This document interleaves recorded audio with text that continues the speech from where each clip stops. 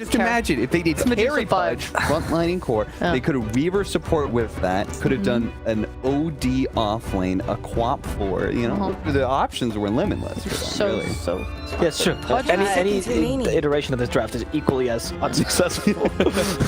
Yeah, but Medusa, I think they needed a frontlining core because they had so many reactionary heroes, right? They needed so much. They needed so much.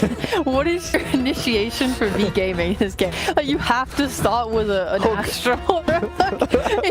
I feel like Fantastic Five are just gonna be vibing, and then V gaming and be like, all right, go start a fight. Pudge is gonna miss a hook. Odie's gonna walk up, and then Fantastic Five is just gonna kill him all at once. And then it's just like, well, Medusa's in the triangle farming, I suppose. Good space, guys.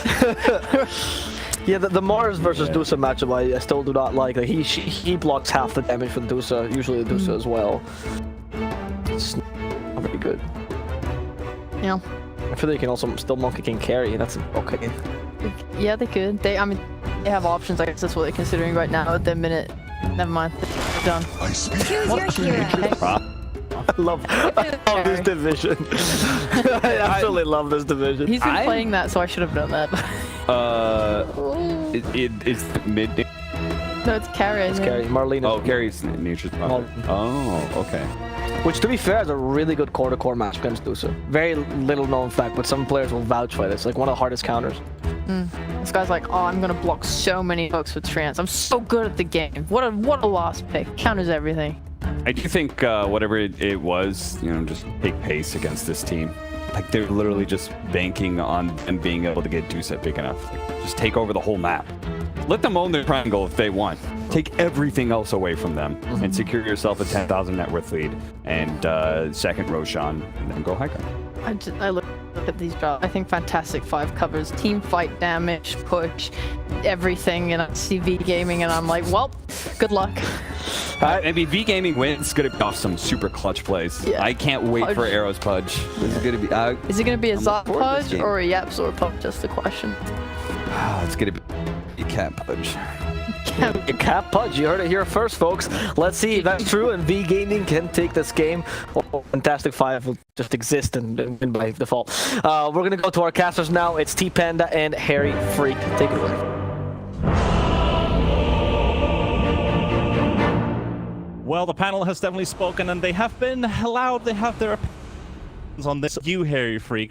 I feel like there's some spice in the game. The last time they actually played OD, okay, it was the open qualifiers, but they did win that game. Prepare for battle. You know, I think the panel has it right here, Panda, because Five's lineup, Fantastic Five's lineup just looks amazing, and I definitely agree on the fact that the Nature's Prophet is a great Medusa counter. I actually kind of like the V Gaming's draft. It's all over the place. It can work, it can surprise your opponent, but when it comes to the Nature's Prophet, he's just way too good in this one. He's the thing that they missed to push down the towers fast and actually stop the Medusa from farming, because you know there's a lot of room for outplay from V Gaming, Astral into Hook and stuff like that, but the issue is in the Nature's Prophet, who's gonna have a free lane, and the V Game. I think this should be the main factor that the V Gaming should really put their emphasis on to 30 seconds to counter, battle. because this isn't gonna be looking good if he gets on a good start. Like V Gaming has to live off of these pickoffs. The way that they initiate, Sheepo's right with a point that you have initiate with Astral Prison, with Hook. You can make a setup for sure, yeah, but how do you take a full 5v5 team with a Medusa? It's like you have to be everywhere. Your positioning is super key, and you have to get the most out of those lanes. And as we already saw, V Gaming set themselves on the dire side triangle, hoping to find that first kill. Sad reward, so we don't get to see that early fight at least. Though Lays has been spotted, but trading here from Kira. Maybe it can catch a bit of extra damage on the zone. It hopefully hurt. We do get a good hook from Arrow. They should be able to walk out of this one. Does have the Orb of Venom. Well, the King is a tiny bit fast.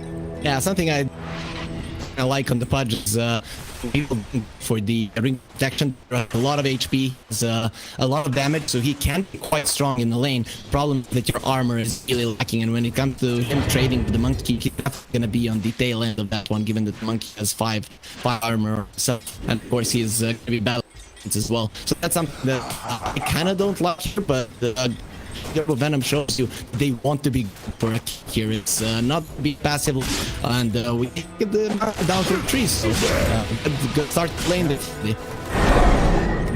These pipes potentially beginning as we do pick it up for Blaze. We get their lane rolling. Look like we'll snap for Arrow. Yeah, you're always beating that one. Of course, it's not gonna count them the spell. So this is what they need. They need a go D. They need this lane to go up. They need the Archer to suffer. And for now, he's gonna be farming well. But the problem is, if these continue, at some point he's gonna die as well. He has to be very careful in his lane, and obviously they catch Arrow here. Doesn't Realm wants to take the fight though. Right, this fight. I would like to address one thing though. If you look at the mid match, for example, here with the Void Spirit and the Queen of Haze is Malrine. I actually Malrine before I started. This action built the action. This Realm is the first one to fall, and he manages to dodge one of those right clicks from Arrow kill, but it's a second one for V Gaming, and it just felt like this chaos all over the place because they also put the Weaver in bottom.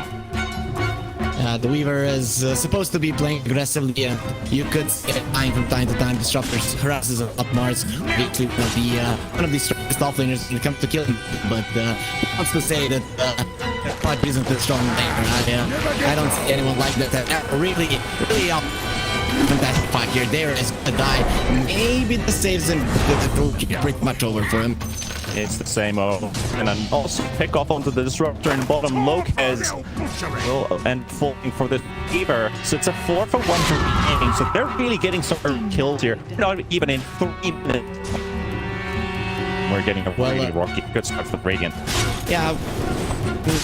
There was talk about they won't be able to initiate, so when you don't have a team that can fight in the game, when you need your kit to be fat for you, then you really need a good laning stage, right? So that you can survive the game.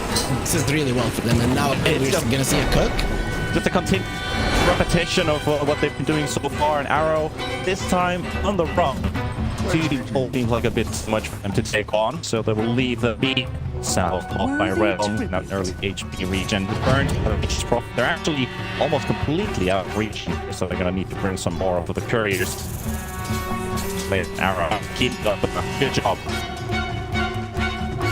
Yeah, not only the laning phase going pretty solid for them, use of farming well, you kind of that one against the Mars. It's one of the, I'd say, it does well against any play hero, and but the Weaver on the top lane, though, he's not doing that well. Yeah, doesn't look too great, but Medusa is going to find a return kill onto Lopez. 1-for-1, though it doesn't kill the T2000, so getting early kills is very important to so can enable Medusa earlier into the phases of the game. The Fantastic Five will want to put the pressure. They want to start playing Imbo with the Void Spirit. Is there an opportunity for it?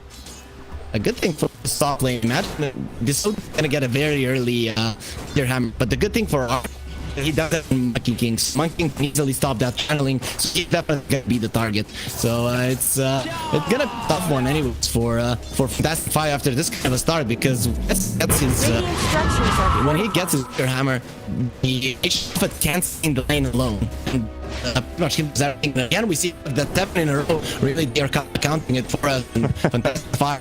They have. He's still getting hooked like this. So definitely to show they got surprised by the kick and aren't really used to playing against that one. They weren't expecting it to be such a deadly one. Please, Bar being picked off and kill number 6 for V Gaming already. Look, okay, he does have a full set of stick charges, but at the least he can only throw in thunder strikes. It feels like the damage is just overwhelming. V Gaming and all. And we haven't even actually seen anything happen in the mid lane, to be honest. I wanted to talk about this, but it doesn't feel like I'm ever going to get the opportunity to go the narrative about this mid lane because I might have a moment. So, actually, for the start of the game, as the panel brought out, he's an ex-Creepwave player. He is 17 years old right now, and he's only competitively for a year. So he was 6th when actually picked him. It's Creepwave to take him out. and as have creep wave into separate ways and rebuild the roster again with a couple of players, and all those players from the TI qualifiers, they just let these tier 1 teams. OG picked up 2 of them, and it just crystallized his own team, and Malri also ended up being without one. So him finding a place in Fantastic Five, I think he's got some big boots to fill. Middle tower At shouldn't the have to time, do he's this. very anxious, he's very excited about what's to come. He's picking up the Marine entry Radiant's middle impact. tower could use some Here help. is disrupted. Our boot can be right now with Fantastic Five. Okay. That's good, but they might need to stop and look at this laning phase together after, because it's definitely not working out well for them. And I think the main reason is Mars is not having a great lane. Mars usually have a good lane against anyone. The problem with the Mars, the Disruptor is her type hero, and Mars, he wants to do instant. So you're definitely chasing down these heroes against the bugs of the Weaver, and that's the motivation. Now you're gonna be doing the first hammer, and without the anywhere in the vicinity, be a nice easy grab. Yeah, top of the head, and suddenly it's not just memes falling. It's going to be number 3 for this OD. I'm just wondering, actually, like when you see the OD on the offlane build, a Meteor, you take your own main towers to pass talking 6 to 10 minutes is your timing. People towards the tier 2. But what about middle Meteor hammer pushing up? Or is it just to use for pickup? You probably can use it for objective, but it's you are looking to get pickups. Down tower is gonna be a big push coming from V Gaming, and that's why they need this strength. They need to be able to poke, go back, They definitely have a better team fight. There's no doubt about that. The Spirit can initiate, the Nature's Wrath can come in with the arena, can pretty much kill anyone on the side of gaming. That's why you want to poke, and you want this laning phase to last for as long as possible. So rune control, just keeping everything as it is, that's going to be the name of the game for them on the side of V Gaming. And Fantastic, they're the ones that need to make the move, and we're already seeing the monkey kind of rotating toward the bottom lane. Traffic in mid as well, trying to secure that 8-minute action run. Malrine does get lucky. It's an arcane. Looks like I want to use it right away because there is some traffic potentially. Medusa's not in lane. They've got 3 hero push Look at that. currently. Radiant's courier just They all got have seen killed. these moves. Dire's no fortified plays with that too, structures. and Malrine only Dire's finds top tower his is under courier. attack. Fantastic 5 on the push to bottom tier 1 tower. Yeah, and they're setting up the monkey on the top to cancel the OD TP. Without OD, this tower is never gonna be defended. So this is a really smart move from them. OD doesn't come there. They cannot defend the tower. It's gonna be an easy grab, and exactly what Fantastic 5 want to do. They would like to fight here, just without the OD in the picture. So that's what they're sending in the V game. And understand this and just the bottom tower go. Yep, that's another look at setup there from Arrow. Looking at the lane, that tier 1 tower is gonna. Radiant's bottom That's tower gonna be a is 9-minute marker too. But off gaming, they might have heroes on the lead on the net worth, but only by a couple of gold compared to Fen 5. So even 9-2, like economy wise, it's even. It is.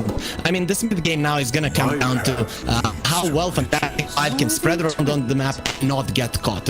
When they get together, they're obviously stronger, but when they spread out, that's where we gaming needs to strike. So understanding where your enemies are gonna be, who you can catch like this, that's gonna be a pretty good one.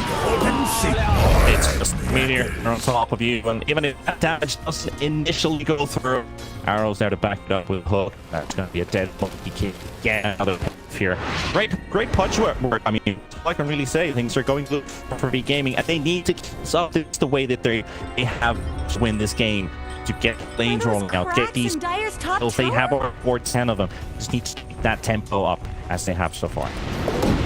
Defending towers, Medusa definitely not a good lane tower if the push does come. And the OD and the Pudge are gonna be numbers. That's about it. The Fantastic 5, they have some heroes on their side, and it's not easy actually defend from these guys you see on the top. And again, there's gonna be a kill, and there's nothing that the Disruptor can do about it. Yeah, Lopez, there's no to run, no to hide. There's a Pudge on top of you. Element. Delays to put that. And the last spooky arcane orb. Almost got blue. Well, Meteor Hammer Blink Trigger, just 300 gold draw. Yeah. we can see that they practice this one for sure. Even the picked up the ODA, I was like, are they gonna put this guy in the mid? Saw response from the Void Spirit, just not to die to the astral imprisonment hook in the middle. They of course said they couldn't get him, knowing that it's a pretty solid matchup, and now effectively we won all 3 lanes with the 3K goal. Now the mid lane, our push is coming, but as I said, back getting to come in with the Medusa. The only time they need to use her is to the, we can see already that there's 5 man you have this will save everything. Using both holiday team kicking it from Arrow doing it. But it's not gonna. He picks up a kill. He's able to run out with less than 100. Randy cut him down, and the prison to follow up to this point. Double kill. It's a double arrow. 3 kills, none lost. Be gaming. I like the way that the whole thing started. Hooks the catapult, destroys the pushing potential for Fantastic 5, forces them to.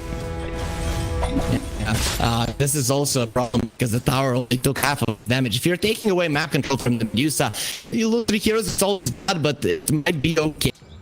In the grand scheme of things, you start catching up this way. You need to commit again that mid lane tower to have a chance. And Fantastic 5, I don't think they have the strength to do so right. They're gonna be needing some he is nowhere close to the Blade Dagger. He only has an armlet, so this is not looking great at Fantastic 5. Could just be looking at a stomp where they don't even get a chance to play their lineup. Well, we'll have to wait and see if that truly is the narrative of this game. 4th lead per game, 14-2. And now you can see the economy difference between these two, as it is the Medusa top net worth chart. And Smoke also coming from V-Gaming. This gang squad, a laser arrow. Sam, unfortunately, is going to walk to their hands, and up to this point, this hammer drops on top of your head and poke in your face. On the toggle at least, but it's just a niche one. They really don't have. This is the call. I feel like you got to stun. Stay all in place because the rapidly leaking. And as the game, that's what they need to do. They need to keep them. Fantastic 5. Whenever they're alone, they're gonna be hunted. You have to understand that one. And whenever the hunt is happening, the Medusa is gonna be around mid lane. So I think that should be their cue. Fantastic 5 maybe they should play some vision around the Medusa farming in bottom jungle. And if the Medusa is farming a bit away from mid top, then it means that they might kill it. We can play him so that could be cue for them. Hopefully they make it happen, but Arrow finally they're gonna kill him for everything he to this game. A little bit of revenge for Fantastic 5. Arrow getting the dominating Balrine, the hero who really needs every extra piece of armor. He is only, well, one piece towards that axe. Halfway, another 15 gold to finish off. That will make a huge difference. Full silence the pod, his ulti broke instantly. So with all these tools for Fantastic 5, every little thing make their game a little bit easier. The mid row for when you see their items now, it's split full up. It's gonna be an ugly hammer. Yep. To the head. With the static storm place, good turn around here. Fantastic 5. They stay with the streak off. And get the kill on the corner. Arrow doesn't be off, and they're taking step. Only a support. Sam frozen the spear. Unweaver will be slammed down by the phalanx, guarding the Columbium. And a 2 for 3 in favor of Fantastic 5. And that was nicely done. And this game gonna be say dragged in baited into the fight that you wouldn't have. Their time is we get strong with the game. That's what you do. You only go for pickups. You don't go for a team fight. The only reason they got few kills is because they are that stronger than Fantastic 5 at this point. The Medusa is not really a hero that you think is that powerful earlier. And he cleans up. He gets a few kills. He still does not that big of a deal for V. And we can see now they're going to the mid lane. Not to the necessity. Heroes on the top lane, defend the mid lane with the Medusa. If you go on the Medusa, damage will be lacking in Fantastic 5, and you can definitely save it with all of the heroes that you have. So we'll see what they decide to do, but for me, I think they're forcing it a little bit too much now. Good point to mention and bring the saves. I think the panel also talked about you've time lapse, you've got Touch with Shard, you've got Astral Prison. so quick of guarding your heroes and making fantastic tests of their ultis just completely irrelevant. Even like Disruptor ulti seems like the best things you have set up, especially once you HVT Locate is actually building his own pick. They're setting up in mid. Here with the present, and Monkey is there to save the day from Green. Let's try up ahead. Disrupt, circle him. Epic arrow. Found that team. It's something.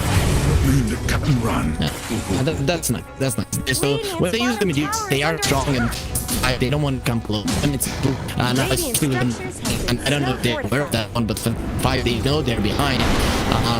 They know that the Medusa, they're bound to be punished against Fantastic 5 using their app in a defensive way as well. I think I wanted to point out is just brought this one our own idea from to go for Maelstrom. He probably wanted an Orchid, he wanted to go for BKB, just continue fighting. Now the game went out of it. He needs to matter. That's why Maelstrom is going for it. Much to actually help him. I'm not sure, but the only route that he can take. So big thing now for Fantastic 5 is that they're not really playing the game that they set out to with this draft. That could be problematic for them and kind of force them into mistakes. Unfortunate crucial fight here. They see until Shikuchi has to use some can get the angle for fear. It doesn't look like it. They force the time lapse. Will miss the dog at least. And coming in with this ult bomb. And he gets a stun. Sam's not gonna get hit on the hook. Back from Africa. We'll have to attack the Mars. Marine also jumps away as another. What did that courier ever do to Not anyone? necessary. Look like it chased. However, there is Digger, and that's a double release. Yeah, DOD is continuing to punish everyone. He did die at once in the fight on the bottom rune, but that's about it. And Fantastic 5 at least like what they're doing, how they're trying to salvage this one. Pushing top lane, pushing mid lane, trying to shove in the lanes, and Realm is gonna try to get himself out, and then they can maybe try pushing mid lane because they can't face off against V Gaming now head on, and they have to take the middle tower down. So those things go together, right? And if you face there, you can't do much. You're trying to kind of scatter them, then go this time around. It didn't work out, but the mid tower is getting more and more chips and then maybe finally take down. On a scale from 0 to 10, how much would you give on the Pudge 13 flesh heap stacks in 8 minutes? That's a pretty rough thing. I'd say 8. His Pudge plays have been a 9. But Would you use smaller scale for it then? yeah, for 5. Yeah. It was just easier to say it. Right. Your call.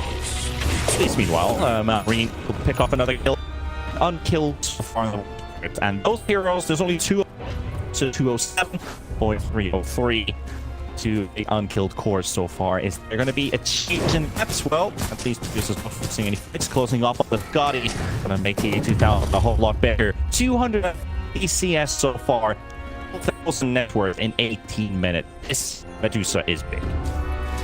He is gearing up late game, definitely. And Gotti is there. He just pushed forward. I don't see. Trying to play the OD potentially, since they're above the doesn't actually connect, but with the dagger he's down at 50. So well up here and Sam. He's still there. They want to get the kill on Will, but do need the damage for it. They don't have anything to cancel TP. And he just leave the vicinity. The middle has been pushed by Fantastic Middle 5. tower shouldn't have to take this abuse. Yeah, that's exactly what they were looking to do for the past few minutes, to force something on so that the middle they do get the action with it. Also, looking at Fantastic Panda, look at the items. They do this. The Nagan. He understands that they need to do something drastic in this game. The problem is, when you look at this Medusa, how is she gonna die? You don't kill her if she's on her own. You have a Punch, you have a Weaver, you have a D to save her. Obviously, won't be having his acronyms anytime soon. But 8,000, it's not dying, and that's a big issue for you. So looking really rough for Fantastic 5. You've got the mid lane tower. Stopping the use of farm. It's already too late.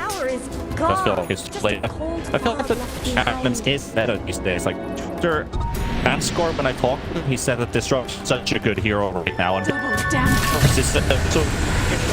small getting He's getting with a deep place, but they're just gonna run out completely, and it's gonna die to the dagger from the Queen of Pain. The jump struck it far. Marine trying to make Medusa as well. Arena is zoning the defensive ult to keep D-gaming away from Fantastic 5. Ultis have been burned. Bit of damage dealt on the disruptors. Casualty. That battle. And whenever you force out a battle like this, the map is gonna open, so they can go hunt right now. Probably the thing that they're gonna stop open. Fantastic. They need to push out the waves. The to be yanked. So they're gonna be looking at a bigger rush right now. So could be taking this one easy. They're not still with the quite easy to do. There's also an extra team fight for a big team. They can park the front, even put it on the top, you put it on T8. So knowing that this is the so-called impregnable fortress, the unkillable one, the unstoppable force, the object, whatever you want to call it with. And when you put an Aegis on top, it's going to make it even harder. Double smokes though on both sides. Fantastic 5 going for a little wrap around the road area. They have spotted Haze alone in the top lane. Can they set up for this co-op? Realm have nothing to cancel. They don't cast Blink clear, but it doesn't show anywhere. However, the Blink into the hands of the Fantastic 5 cores and make sure that Haze will be killed. That's a pick. See the Blink here actually went on cooldown, but didn't see the animation off at all. CP, right? Oh, yeah. Okay. Called it him or herself. Oh yeah, yeah. That's what I thought. He did on the outpost, and that's the main. He knew something was going his way. But either way, they're still gonna be going aggressive from the bottom. There aren't the. Yeah, the one thing. There's not enough stuff for anyone. Trying to kill off the boat. And there was another big base dropped on top. However, Lazen and ball falling on TA2000. So it's very alone on this Medusa. Look at this Medusa, man. I mean, it's full arrow to help. Samsung will fall. Now, instant static sword. Named by Loki is top of punch. Only. No. Dire's bottom tower needs some There's help. Medusa, still unfazed by all of it. Doesn't care, doesn't matter. Another hook connect, but the silence from the Resonant Pulse Axe does well. To get the ulti off that Remnant taunting him. He gets Debra, healing's coming in. And they just might get this spot in TA2000 and his partner refuses to give up his life. Always did get short shrift. Yeah, on for another final locus, and that's going to be another casualty. Drop the Sonic Wave. Why not? That's another kill. Fantastic losing heroes all over the place.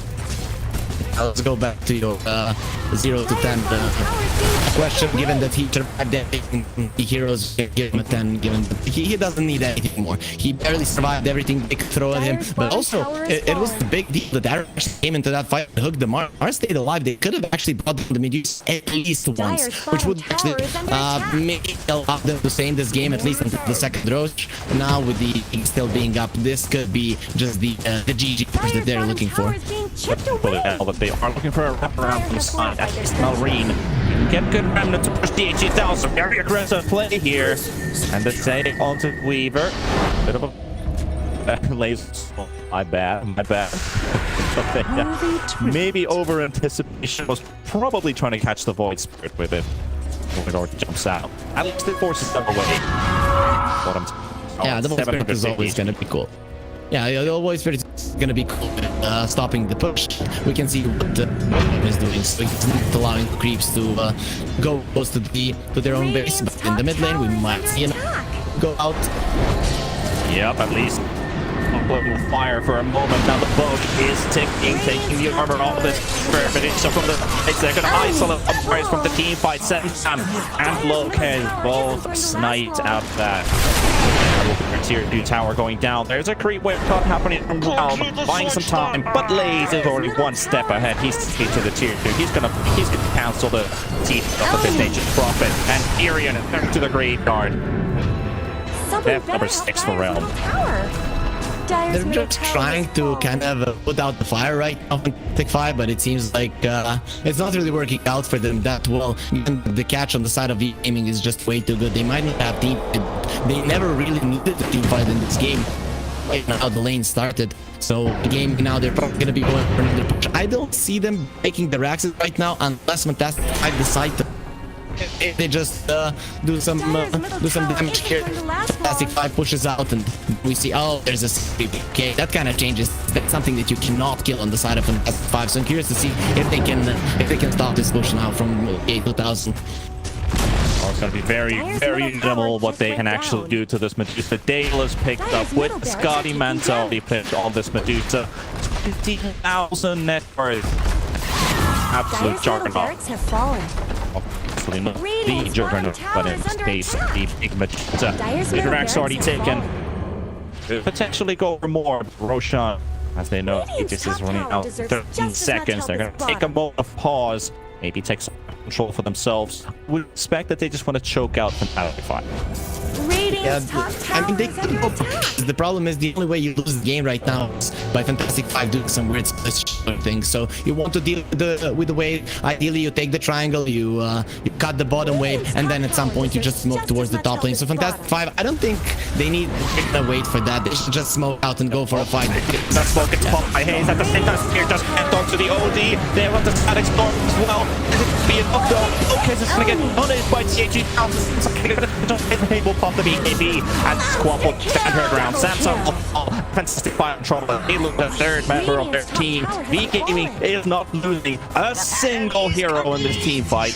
Marine with Realm are the last survivors. One desperate move again from Marine with one actual step. And as those blinks come, they're not gonna chase up on the void. They just pull. So Bottom barracks are under attack.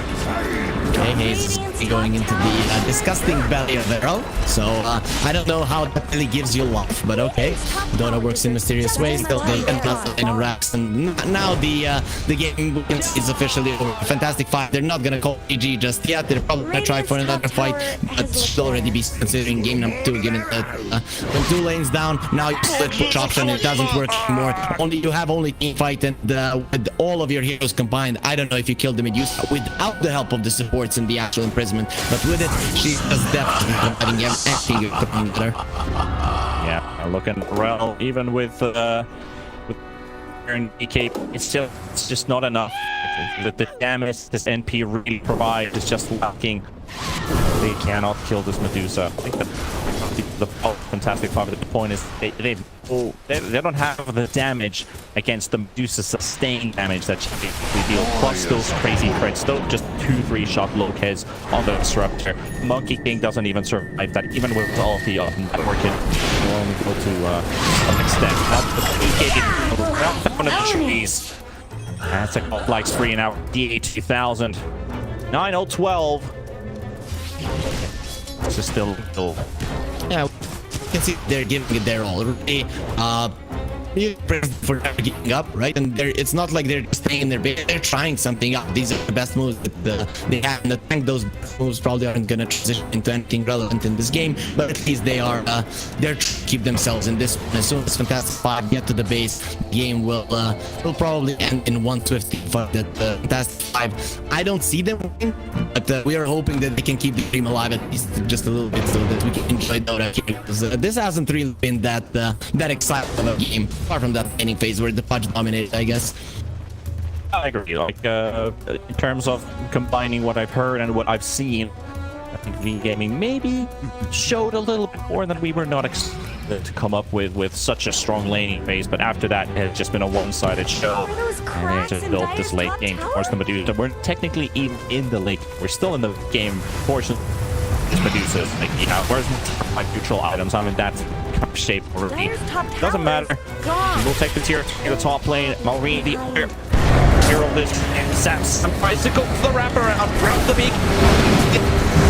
To connect and Fantastic 5. No far. Maybe didn't kill the one here. Weaver potentially gonna be the first one.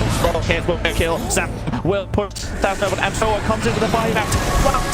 Into the team. They help allies. And they've got that out there in the troops. They're at boundless strike. No, nothing. TH so picks up enough. And it is a 5v3 scenario. Fantastic 5. She have left. You've got a claim here that just profit. No ulti. G's just called. They've had it. Gaming. Oh, the first one this series. In the past, I think it was completely be expected. I also think after the lane phase ended as it did, and then not being able to take down that mid tower, dying in that fight, I think that's the game became very, very.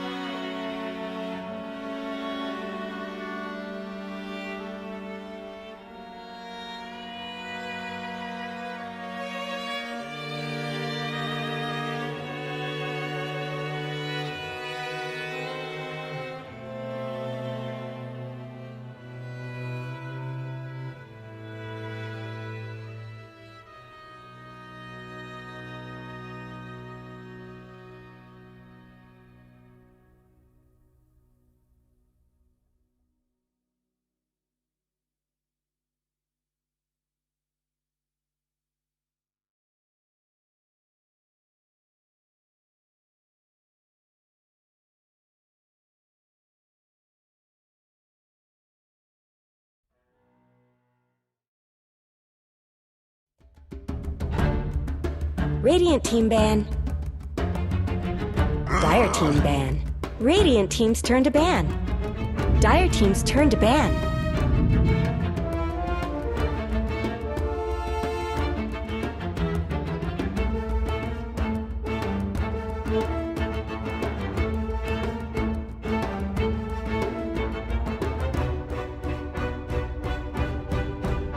Seconds remaining. 5 seconds remaining. Radiant team's turn to pick.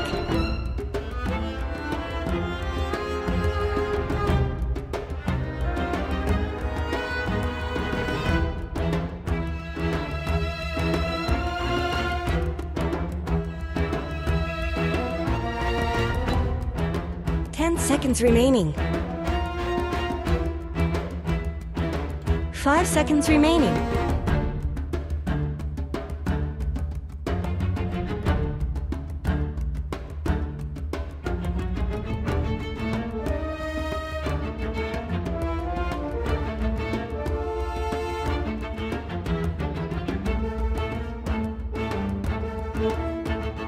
Dire team's turn to pick.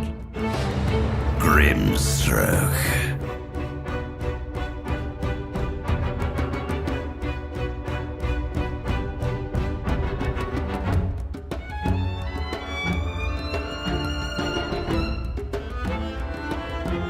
10 seconds remaining. 5 seconds remaining. Dire team's turn to pick. Radiant. Outworld Devourer.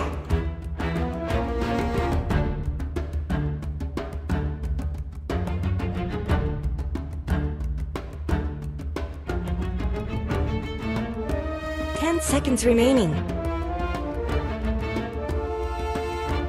5 seconds remaining. Radiant team's turn to ban. Beastmaster. Dire team ban.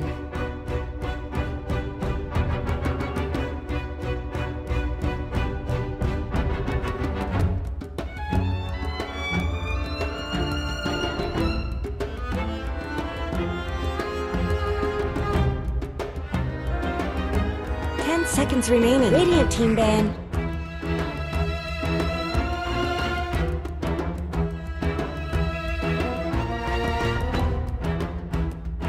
Dire team ban.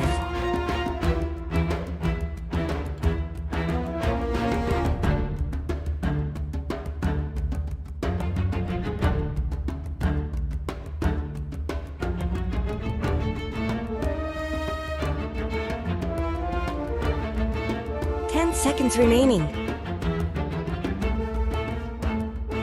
5 seconds remaining.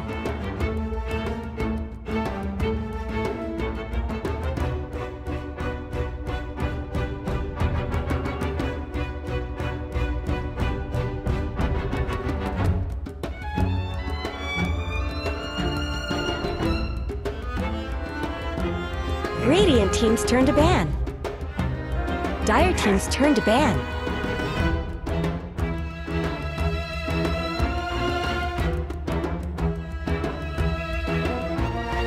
Dire team's turn to pick. Radiant team's turn to pick.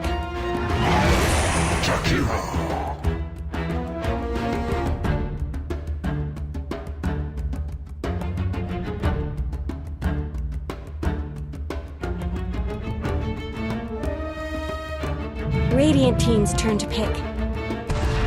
Luna.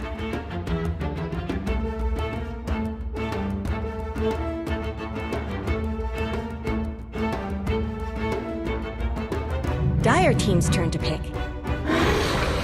The Undying waits.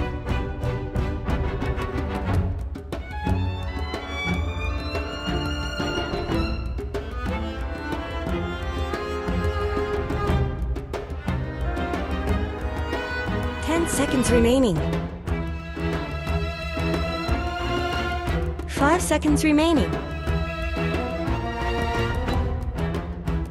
Radiant team ban. Naga Siren.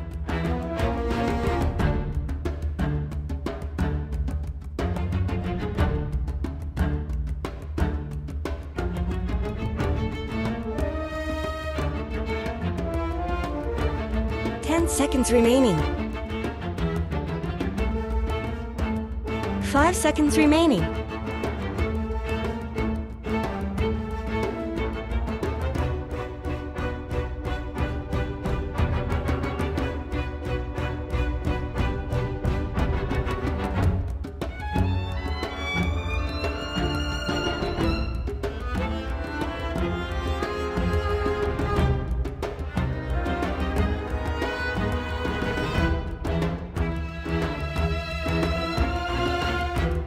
'Dire team banned.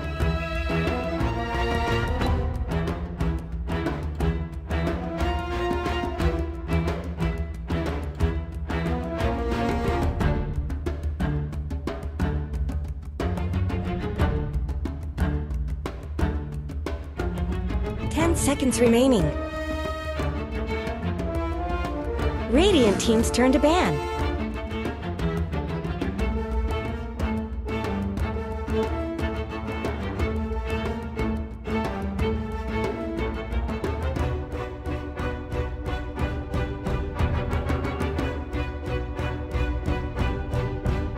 Seconds remaining. 5 seconds remaining.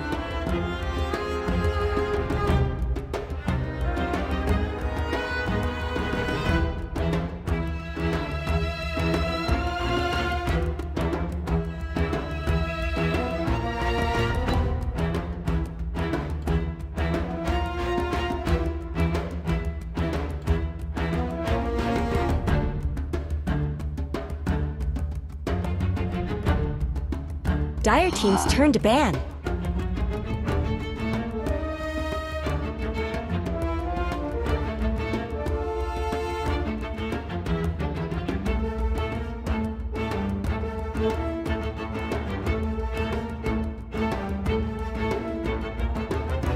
Seconds remaining. 5 seconds remaining.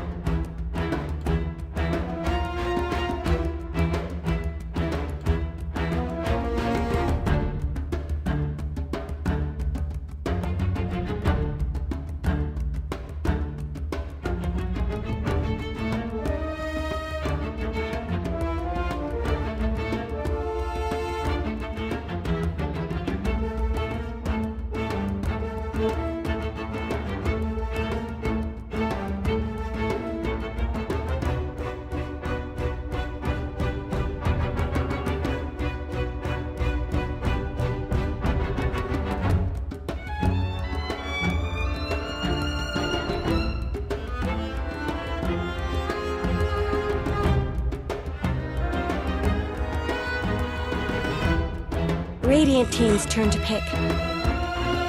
'Dire team's turn to pick. Puck!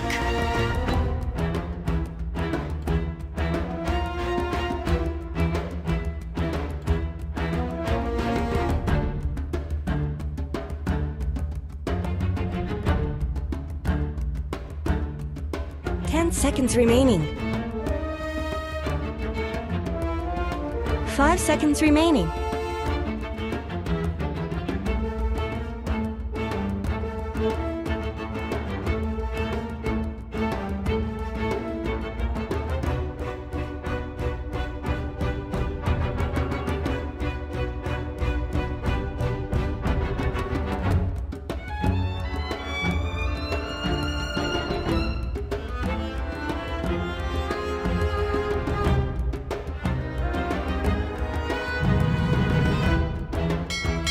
Admiral Choose your Tonga. hero.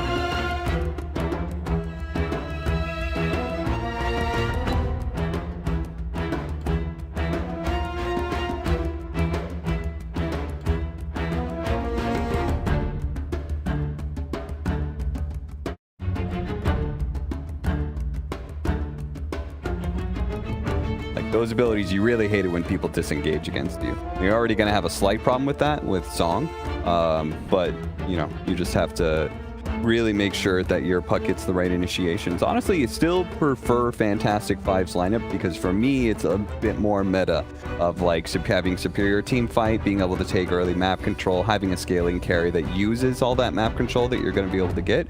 But judging from last game, B-Gaming is a bit better, and I actually like their lineup more this time around than I did last game. So.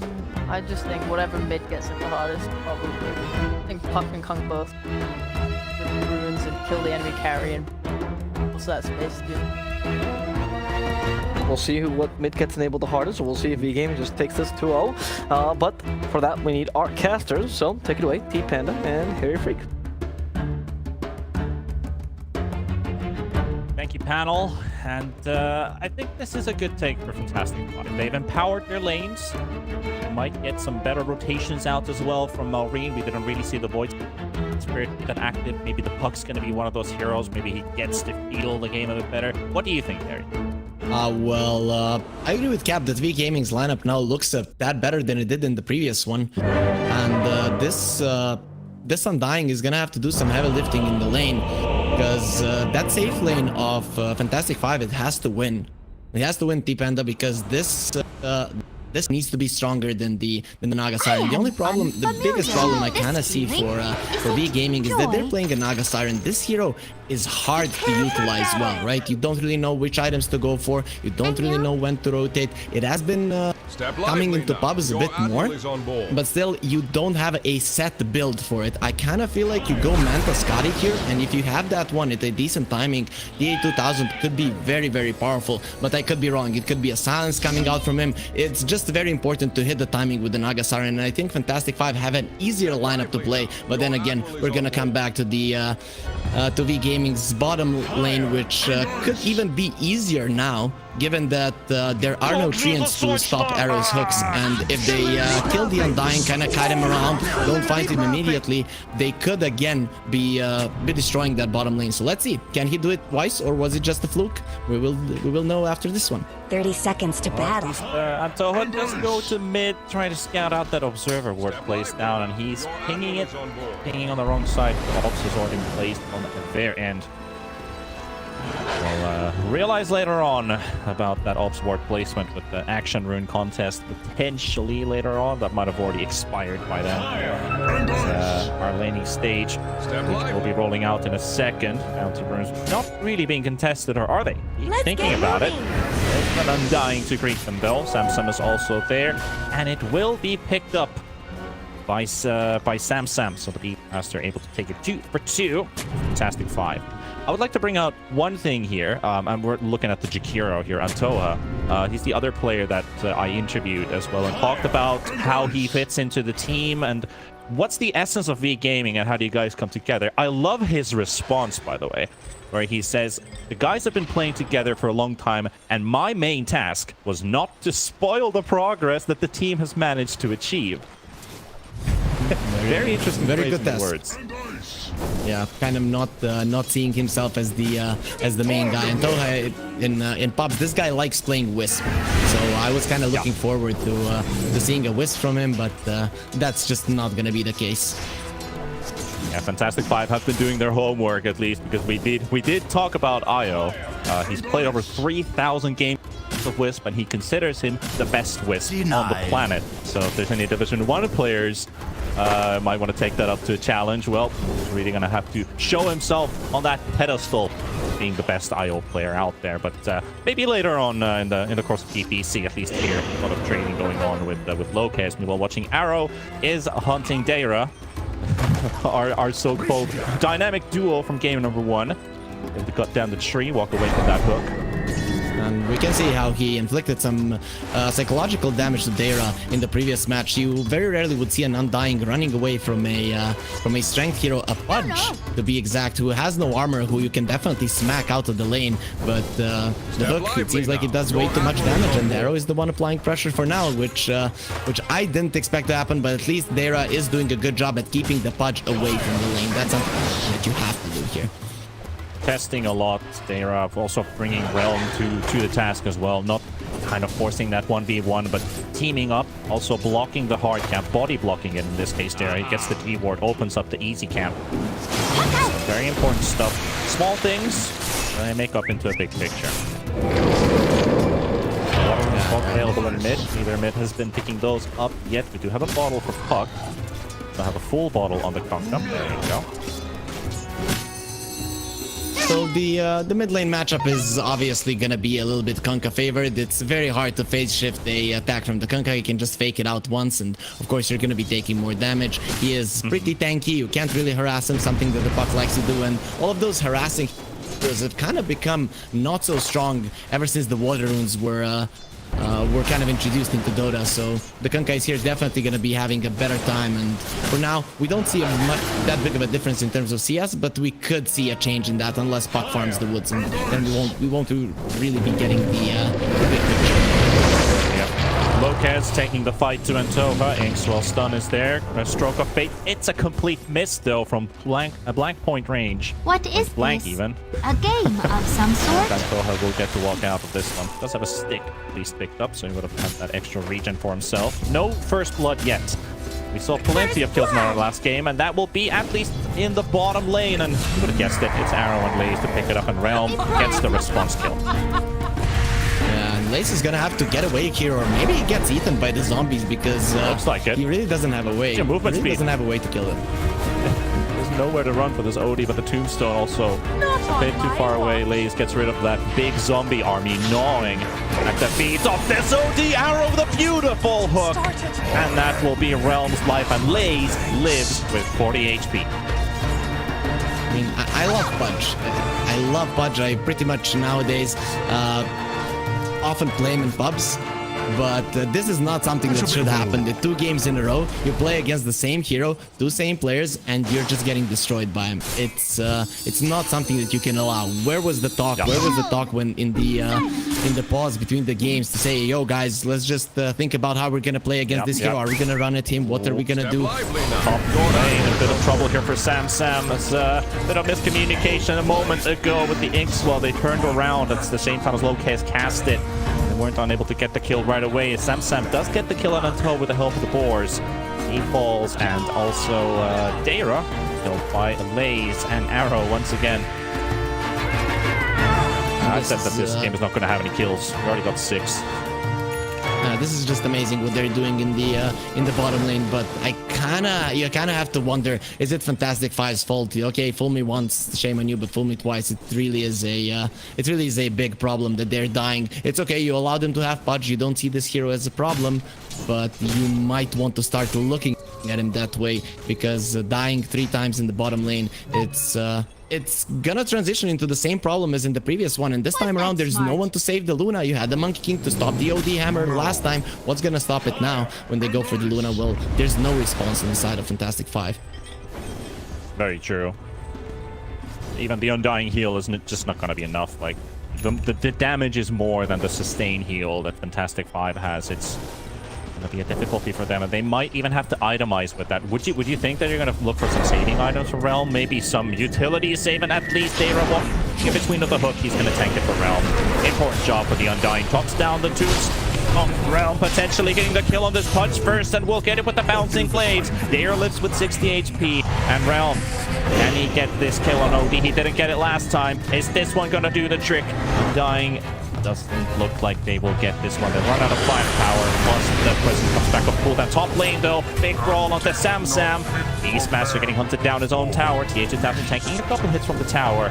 Lopez, he's left alone. And, this is kind of a problem again for Fantastic Five, losing both of the side lanes. Yes, you do have a response now. You could fight in the bottom lane, but still, oh no, mid lane, really. Nice by Arrow. Malreed is nowhere to go. This is not fair. This is not fair against V Gaming. The Pudge should be auto-banned. I think that's the only appropriate way to go about this one, because Arrow, this is just something that is completely unexpected, and he even dewards the ward in the enemy jungle. They prepared that one so that the Luna can farm efficiently and without much threat of a hook. Now they're going to be seeing her super well, because they know once the Meteor Hammer is out and it is, he has to go jungle, and it's not going to be on his own terms. Revenants of Exactly, my and this was like a big change there too, because they picked the Pudge and the Odie in second phase, and now in game 1 they just insta first phase lock it in. I don't know, like it does seem like it's going to be much more deadlier. This time they do get the cancel at least onto the Meteor Hammer with the help of the Lucent Beam. But still no running away. Lays, it's just relentless.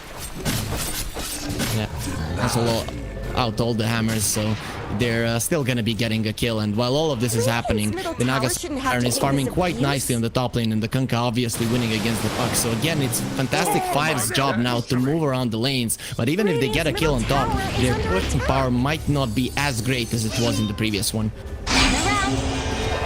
But Lucky Coil used on to Tier 2000 Roar as well by Samsam. They do drop down the ice path. A Kunkka bolt on top as well. They have to run buff. They're going to keep the Naga alive. Marine and Samsam trying to make a run for it. Smart, it doesn't quite get the Luffy Orb on time. Hayes waiting patiently. 9 HP. And Jakiro has to finish off the job. And Toa, he's tanking 3 heroes currently. Ice path, they're just going to sack the Jakiro. Torrent maybe connects. No, doesn't hit. Tidebreaker's available though. Does he get the angle on Samsam? Does get it. 40 HP. One more right click should do the job. And he's pretty death ready so fast with that Helm of the Dominator. And still gets Tidebring death to death through the zombie.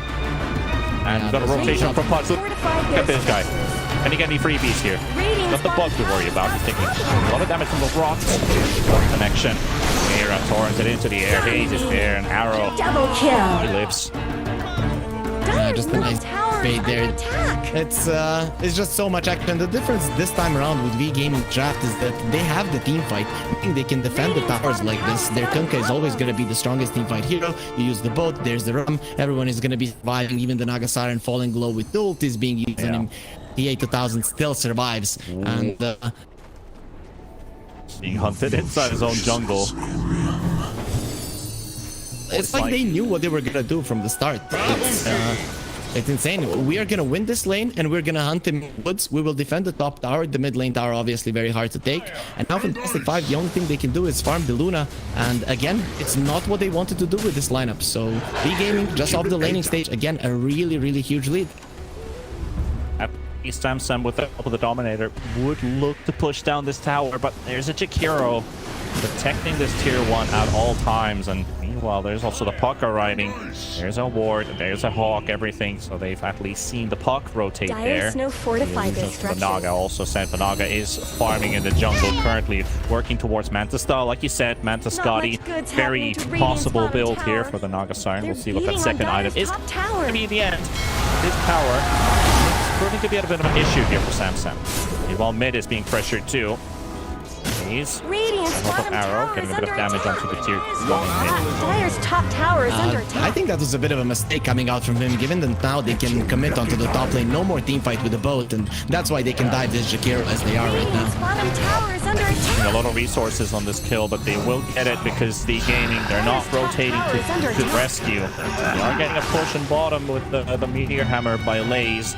This looks like it's going to be a tier 1 trade from top to bottom. Tower's got problems. Again, Fantastic Five, they know They're beating on the lineup needs to do, but the execution in the laning stage really needs to be better. Because after this kind of a start, twice you're putting yourself in a bad spot. And maybe I'm taking too much away from Arrow, who is just outplaying them 2 games in a row. Maybe it just comes down to how well he is playing, and Pudge being an OP hero, of course, but we don't want to encourage that one because we'll get a lot of hate from the fans.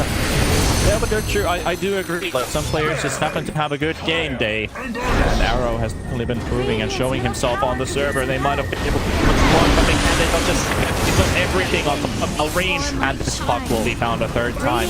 Marine only died once in game 1, and that was at the final fight, the final seconds that they called GG. Now he's already been punished times. Where did Radiant's middle tower They're not feeling well. You know, when you lose the last game, you kind of get the way that you did, you kind of get pressured to, I have to make more moves around the map, right? And maybe Malrine is just not playing it safe as he would like, feeling that his team just didn't play the laning stage well yet again. And of course, we see the same exact move they did in the previous one. They send one hero to farm on the bottom lane, and now with the rest, they're going to be ganking on the top lane. So let's see if they're going to be this Beastmaster. Might be running into low cast. They see the Crimson Crow, who is definitely a kill, but they want the Beastmaster above everything or anything else.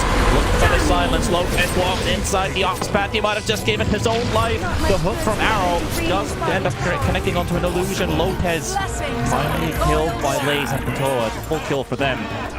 We also have the Undying in the area, but there's a bit late for the party. Yeah, that was a nice bonus for them, right?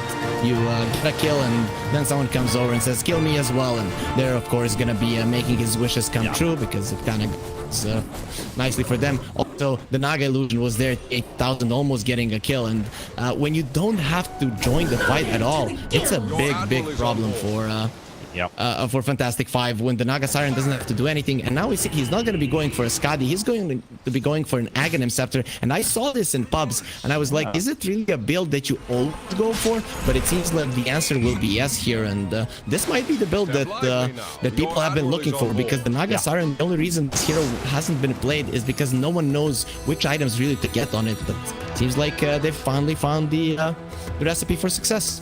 True, and also one thing about that items as well is the root that he has during sleep. So Puck is going to die every single team fight. Every time he's connected and gets sleep, that root will prevent Puck from using any of its ability, just not going anywhere, and that will lose every single fight.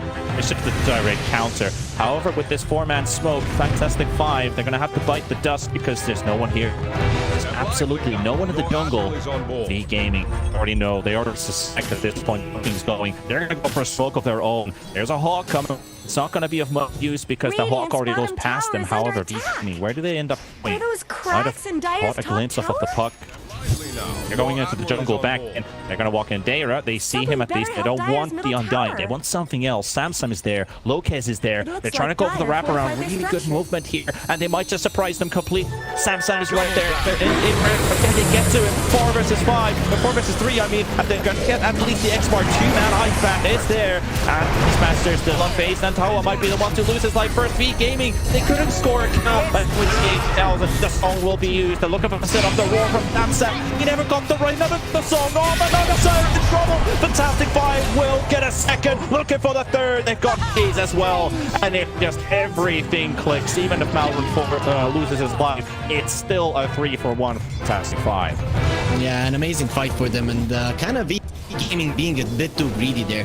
They have a great plan on how to play the game, and if they would just stay on top of it, and Fantastic Five doesn't do anything weird to throw them off their play, they will just continue controlling the map. They've gone for one kill, they greedy, and because of it, Dire's middle tower has Arrow hooks the Dominator creepy instead, and now he's in trouble. Arrow low HP gets pushed away. Samsung not getting hit by the ulti from Lays, but dropping that big base is not gonna take the life of this Beastmaster. Tower down, another kill for Fantastic Five.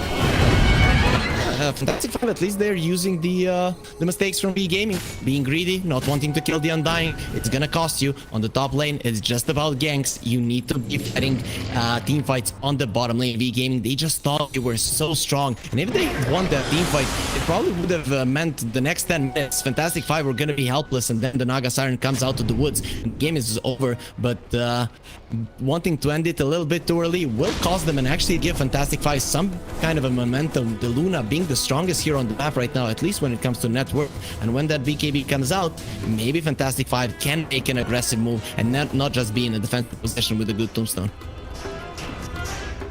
Hayes are definitely on the hunt. They know the Puck is sitting on the triangle high ground, but that's a no-go zone. Top is also being pushed in by Samsung. Arrow is spotted. He's in the trees. He also saw the Hawk, so he's quickly going to take the vision out. You know the Pudge's location. Look at this Fantastic Five. 4 heroes around this tower. You really want to get this done. Arrow will land the hook. Oh, but he's going to get is a Beastmaster. But that Beastmaster is going to be punishing his life. So Deira picks it up in the end. And in this case, see a Pudge throw a hook and then goes in for the ult. He usually yells for fresh meat, but in this case, it is the Beastmaster who instantly replies fresh meat. And he wants it first. not much good's happening to Radiant's Though, bottom yeah, could you tower. really look at Pud and think that's fresh meat? Not really. He is looking like something that I would want to buy, but whatever. So Fantastic Five, they take tier 2 tower. They're gonna be taking outpost. This is exactly what they're needed. What their lineup is good at. Radiant's And bottom this tower is something you would expect if they had a normal laning phase. Losing the laning phase, it comes down there was a mistake. And we are looking at Division 2 right now, so mistakes are bound to happen. And these teams, you could already look at some things that they need to be improving. On one side, you might need better laning stage. On the other, maybe be a little less greedy and know the know kind of the how far you can go with your lineup at one point. I still... Okay, sitting on top of a ward. The easiest hook for Pudge, but he has been fighting the dust a couple times. This time, they also have the Meteor Hammer to connect to Daira. Inks will stun on Creep, will stun Arrow, though the Case is there to back him up. Make sure that they get these 2 kills. I know we all kind of maybe sometimes download Division 2 just a tiny bit. I do want to be the protector of Division 2, as I mean, I've been watching these guys play for so many years, casting their games for like 3-4 years, and some of these new guys coming into action as well. I mean, everyone makes mistakes, obviously, but that's just what makes us human. Yeah, I love Division 2. Division 1 games are how would you say? Everything is so fast, you can't really analyze what the teams are doing. In Division 2, it's awesome to look at how many good moves they're making, and then you see one bad one. Of course, you're gonna be focusing on that one because they're the ones that change the pace of the game. But something that could also change the pace of the game is this smoke from Fantastic Five, and having the BKB still not done for the Luna. I'm not sure if this is the best time to fight for them. Burnt an Eclipse as well on an illusion. Okay. That was Naga, lone Naga illusion. They thought that was the right one. They were smoking up towards it, and Eclipse has been burnt, and BKB knows about it. Big amount of damage will be missing in the next fight. And now Fantastic Five, they instantly just recall the smoke attempt. Like, boys, let's not go for this right now. Yeah, maybe they will decide to go for it again, considering that Luna now does have a BKB. So on Arrow. Maybe Arrow wants to go for it. They're stepping up again. Fantastic Five mid. The BKB on the Luna. Hawk also bringing up the blink. To be honest, this could actually be a good timing to smoke because of these big items now coming up. Or do they just go straight for Roshan? This is a time for them to fight, and the best way to fight is in the Roche. But the problem is you're up against the Naga Siren. If she uses the sleep at the right time, it could be problematic. They don't have vision on the enemy high ground, and Gaming are coming over to the fight. Macropire into the pit. That at least is going to kill off the Dominator creep and the rest of the mobs in the pit. But still, Realm is going to finish this off because meanwhile, Naga is pushing high ground in bottom, going for the tier 3 tower as Roshan is taken. BKB is burnt on Realm. The TP finally comes through, but TA2000 has to sleep. The song of her people will lead her back to safety. That's good call. 1700 damage on the tier 3. Yeah, definitely good call coming out from V-Gaming. Seeing that they can't find a good initiation, a well-placed Tombstone there would completely decimate them if the Naga Siren isn't there to get it down with the illusions. And I like that they decided not to fight there right now, because Fantastic Five, they hit their timing, they have the BKB, they have the blink as you pointed out, and now is their time to fight. And can they go high ground? Well, that's a little bit harder to do, especially when your DB gets taken out just in front of you. For the Torrent, they've got the prison. Hammer is landing on top of Realm, but Realm is on the edge of the animation, so he walks out. Phased, not getting hurt this time. 3,000 gold lead for V-Gaming as we're 20 minutes in to this game number 2. Still going in either direction for either team. Fantastic Five and the Lord Helmet on the Beastmaster. We have this big Thunderhawk pushing mid. They're waiting to catch someone. They're trying to catch someone. They will need a pickoff before they can do it, and we can see that V-Game are aware of this. They're gonna get themselves out. No one showing on the bottom lane, and the A2000 will make sure that it's pushed. Yep. Good hook from Arrow again, destroys the catapult. That's a bit of power push taken out. Still, Macropire placed down on the ground. And they catch the Luna. But they're afraid to go in. They're really scared to take this fight on V-Gaming, so they just forced the Luna out of position. Still can't stop them from taking this tower. Fantastic Five will get the first tier 2. A prize. Straight into the jungle. Probably going to take away the outpost too. People tend believe in this game, maybe the Naga Siren is the strongest carry. I tend to believe that this hero is still like the ultra late game. She relies on timing. Every fast farmer relies on getting a really strong timing. And she just didn't hit that perfect timing in this one, going for the Aghanim Scepter and not being able to fight. It's gonna hurt V Gaming, and Fantastic 5 is not that big of a problem right now, considering how bad of a start they had. Time to make some friends of mine. Another smoke. So many smokes are being burnt right now. Fantastic 5, they're completely out of smokes and the shot. One on B Gaming. Can they get this one to pay off? It doesn't look like it for now. There's an Invis rune from Elrine. They just can't find the Naga. And Radiant's top tower is 2000. He's under also playing these solo Naga illusions. Look at this. They might just go on the wrong one.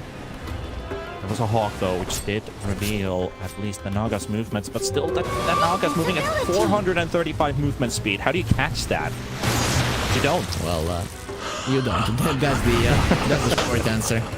That's the short answer. You don't really catch her. The only way is for the puck to initiate on him, but having the Manta, he's almost always gonna have the Song of the Siren to use. And for now, Fantastic 5, I think they need to just go together, go for a push, and that's exactly what they're doing. Their lineup 5 versus 5 should be stronger right now. Yeah, look at the pick-off on Antoa in the bot lane. They're gonna get a Jakiro pick-off for themselves.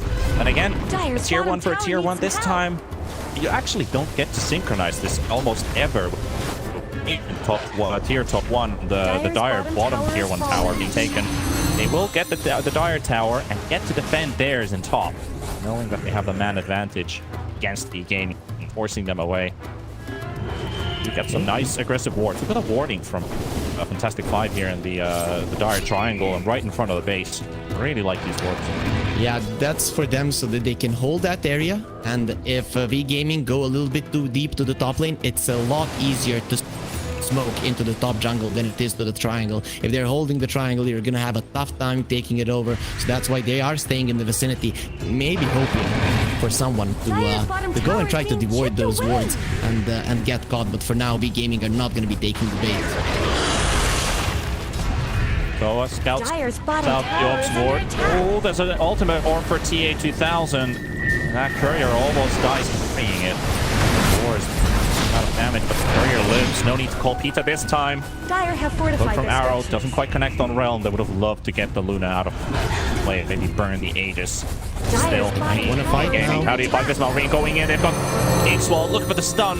The save from the prison, and Realm leading the charge. Takes the front line, and they will secure the Jakiro kill. The hook also doesn't quite connect. It hits onto a boar. The tower dead, and a kill. And Fantastic 5, they have brought themselves from, well, if you look at the gaming graphs, 15% chance to win, and it's now 50-50.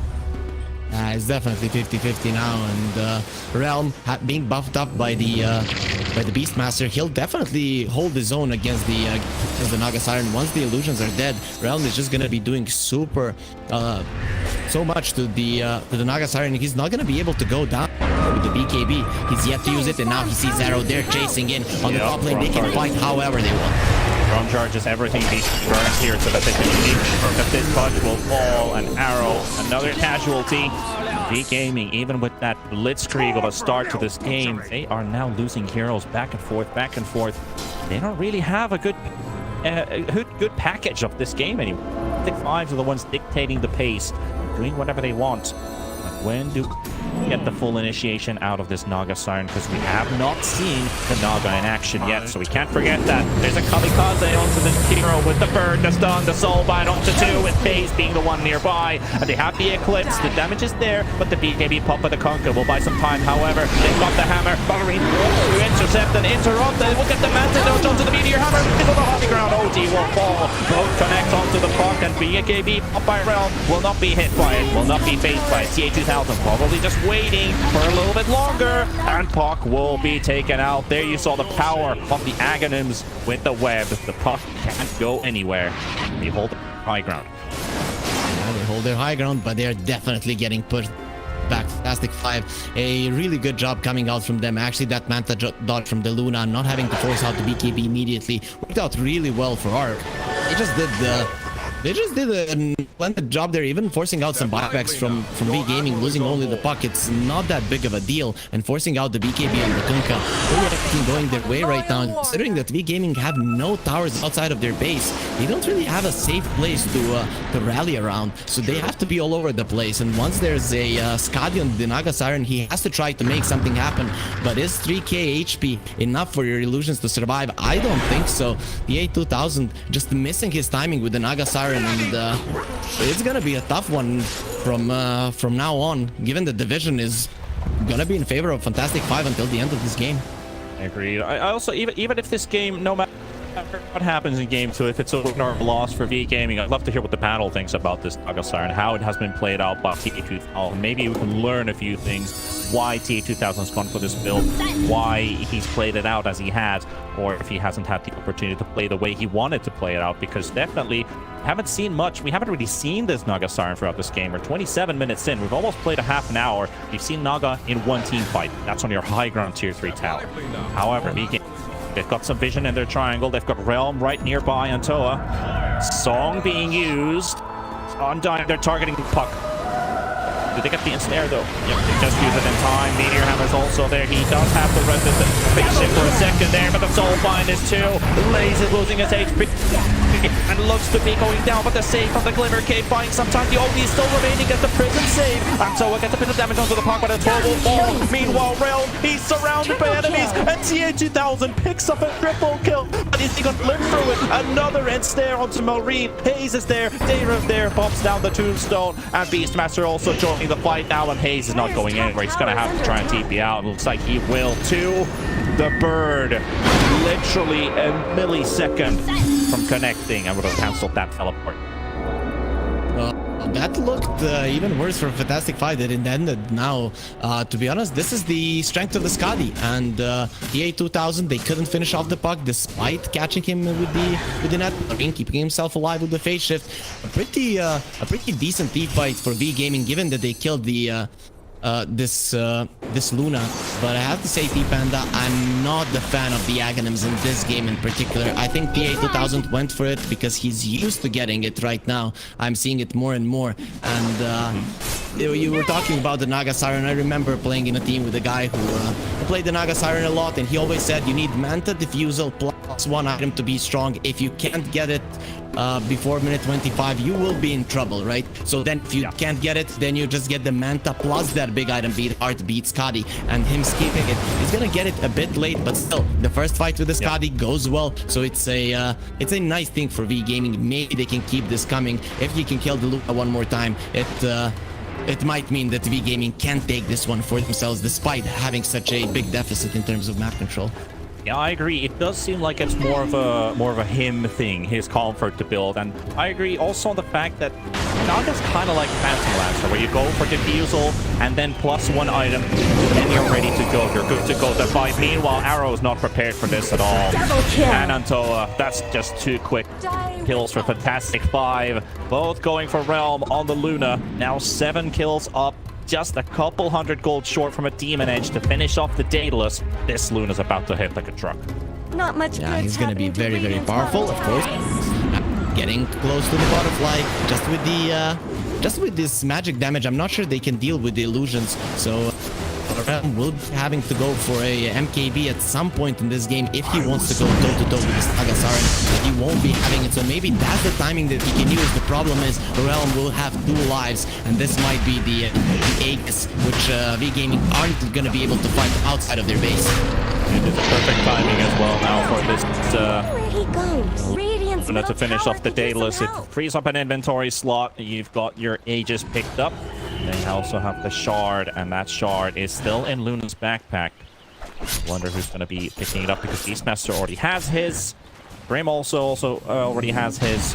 So it looks like it's either Puck or the Undying. Which one would you give it to? I'd definitely give it to the Puck, but we'll see. Maybe they decide to give it to Dayra. I think the Puck is just it's just better. It's gonna be great at dealing with the illusions. You get some bonus damage on your Waning Rift. You push the illusions back. So I think that's the right call here. The Undying Shard is I think maybe a bit underwhelming. I mean, I like the cooldown reduction on the ulti, but the side effect is kind of like, could be a bit better. You know, it's spawning a zombie, meaning you get that quick vision advantage, but those zombies also just get instant. If you have a right clicker on the opponent's team, it doesn't really give you much. It's like a less effective scouting Zeus ult. Looking at Fantastic Five's item build, I actually like what they're going for. Undying going for this Drum of Endurance, that's a pretty weird one, but it helped them in some of the fights. And now going for a BKB on him, going for a BKB on a Beastmaster, and the Aghanim Scepter and the Grimstroke, they're pretty much gonna have the perfect items to fight their enemies. Did notice when they had the trouble of how do we catch this Naga Siren? We don't have the movement speed. They bought the drums to have that extra bit of catch. They've spotted the right one. Look at the silence. Out, zap, zap. Your roar connects only onto one. They were looking for the combo, but at least Lopez quickly removed. And on the back line, Puck is also being silenced by the Orchid Takunka, trying to get that dude with them out there. They've got themselves the ice path. And Toa will not catch Melreen. Turns around with the Gleipnir. And Antoa will be punished. I really like the Gleipnir idea here on this Puck to be working out too. They do, however, use another buyback to win this fight. They used the Undying in the previous fight to secure themselves Roshan. Now they use the Grimstroke. Yeah, that buyback is gonna hurt him a bit in a sense when he's gonna get that axe. But maybe the Ghost Scepter is needed for him. The Gleipnir on the Puck is quite good, but you need to protect your supports from those illusions. The Gleipnir is quite nice. You see the illusions running to your Grimstroke. You stop them in their tracks, but it just wasn't enough here to save the Grimstroke. So I think the Ghost Scepter might be the best choice here, considering that they are winning fights even without his Aghanim Scepter. Now with the Butterfly on the Naga Siren, forcing the Luna to go MKB this game. Smoke towards the top half of the map. However, this one ward has located everyone from V Gaming, and there's an opportunity for Fantastic Five to shut them completely down here. What happens though? Antoa, Smoke has been popped. Antoa sees the creep wave running around. They're gonna find the Pudge, at least in the wave. Oh, they've also found Lays. Antoa, can he go for the run? Doesn't look like he's getting anywhere. 3 kills for Fantastic Five. What do you do as V Gaming now? Well, at least this Jakiro got his ulti off. He dealt with the creep wave. The Naga Siren is dealing with the creep wave in the mid lane, and he's immediately running bottom lane. So despite losing that, 5 won't be gaining anything, and you will be delaying. Still, once the Aegis is out, there's gonna be an MKB, so it's definitely gonna be a fair fight. Definitely favoring Fantastic Five a little bit, again, because of the vision and because of all the map control. They're gonna be the ones choosing where the fight does happen.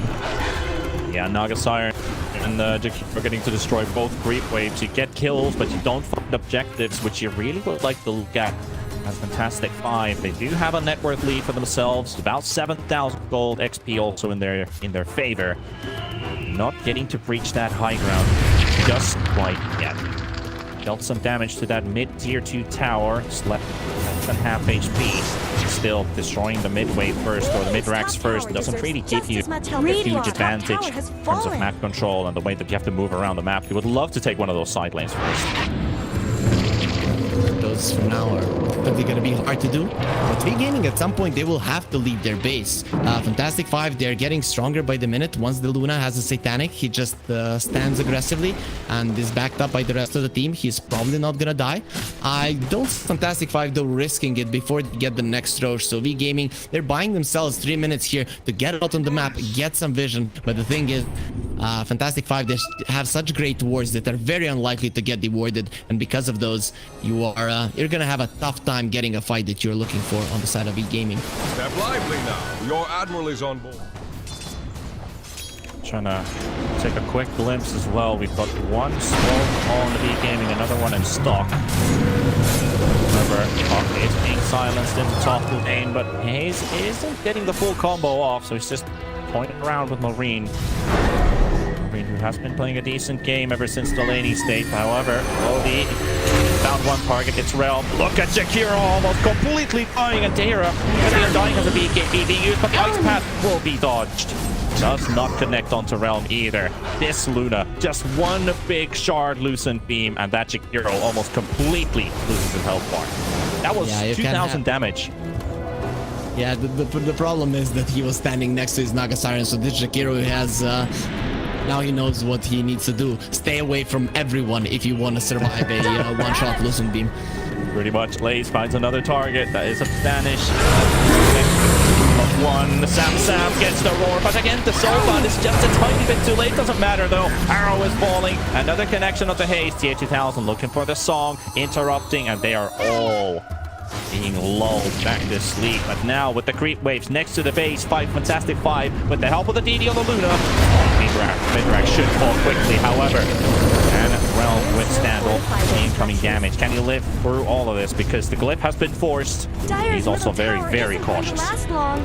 Yeah, I think that's enough. Forcing out the glyph is fine. If the rogue spawns in the early portions, the enemy will not have the glyph to protect themselves. No reason for Fantastic Five to go into the enemy base. It's very easy to come back in Dota right now if you win a fight on the high ground, because then suddenly when the enemies are dead, you take over the map that you didn't have just a second ago. So very smart move from Fantastic Five to get themselves out of it. But I want to go back to the top lane fight. You saw how V Gaming, the second they saw they were next to the high ground, to the place where the ward gets placed, right? To the ward spot. They are like, get out of there. The tombstone will destroy us. The only way they win a fight is if the tombstone isn't going strong. If there's a billion zombies, your fight is lost immediately. So I'm liking V Gaming. They see they're in a bad position and they immediately get themselves out.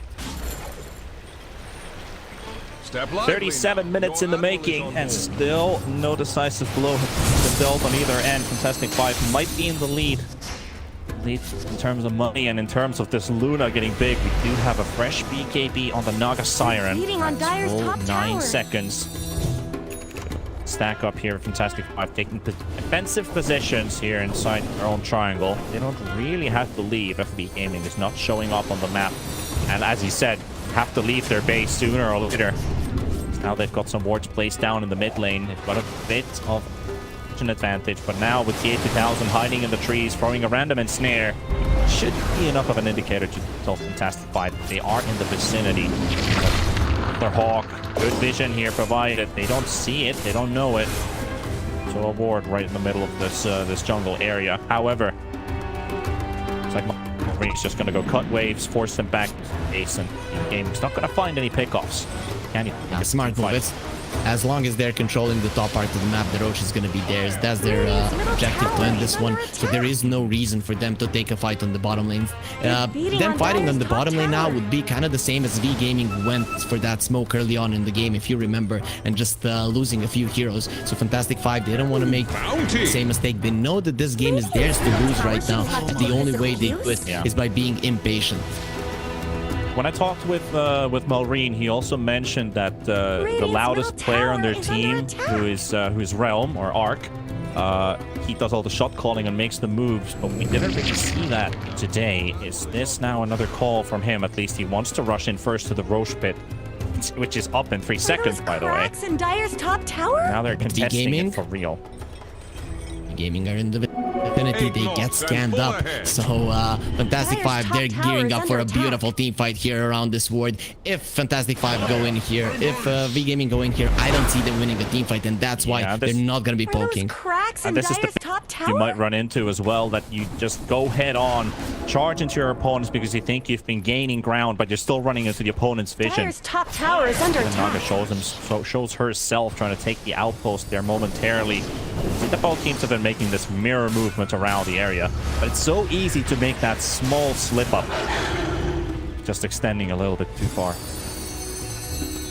And CTA to 1000, he's the one going in front. He knows he has the save of the OD, he has the save of the fudge, and that Song of the Siren is very easy to use. He's probably not gonna get bursted down, but now another smoke. Welcome back. They might just catch TA2000, because if that smoke pops in, oh, that's the right one. That's the real Naga Siren. That's gonna need something. The song comes out though. BKB turnaround. They're all being held in place, but can they get back there in time? And Toa looks for the ice path. Connection onto the park. BKB's popped everywhere. Sam going for the roar. Gets at least one connection to beat. Now the punch is dropping low. We're gonna talk about 2 kills and maybe even a third one as the Conker's on the run, and TA2000 let off by himself, and it's a triple kill, and Lays can't do much. It's 4 losses for V Gaming. They will secure Roshan, but they don't have to. It's GG. We are going to game number 3. Yeah, we are going to game 3. And this fight showed that Fantastic Five, they're not gonna lose a team fight, right? They went for TA2000, they got slapped, they lost the Tombstone, and they still lost the fight so easily, right? Or they won the fight so easily. So B Gaming, they really had no chance at this point. It showed in the previous fight. They fought on their terms, on their words, the way that they wanted it to happen, and it still didn't go their way. So Fantastic Five definitely deserving this victory. But again, B Gaming, if they played everything nicely from the start, it probably would have been there.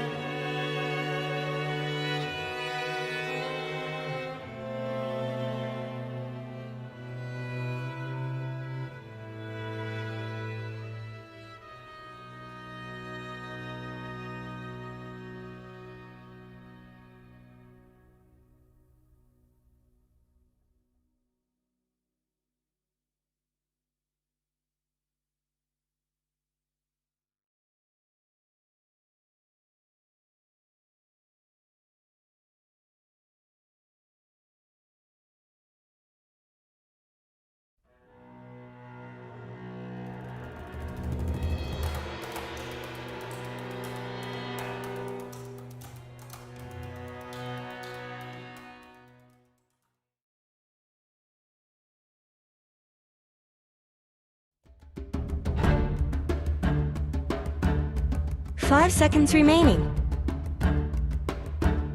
Radiant team ban. Dire team's turn to ban. Radiant team's turn to ban.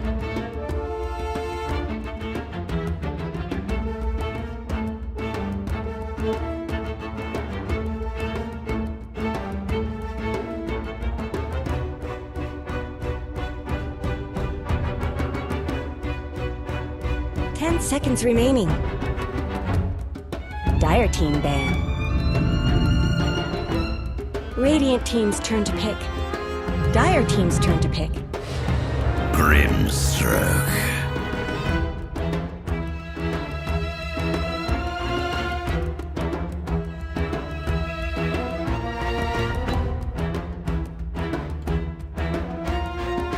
Dire team's turn to pick.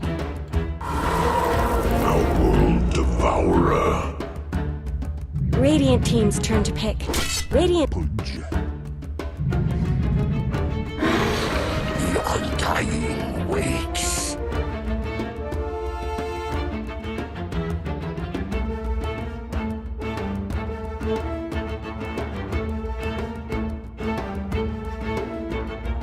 Ten seconds remaining. Dire team ban.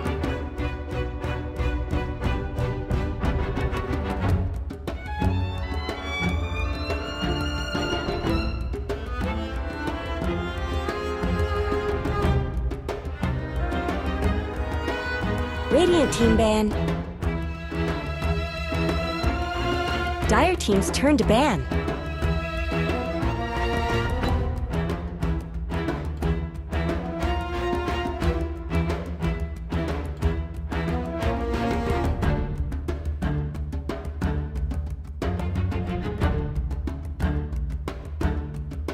Seconds remaining. 5 seconds remaining.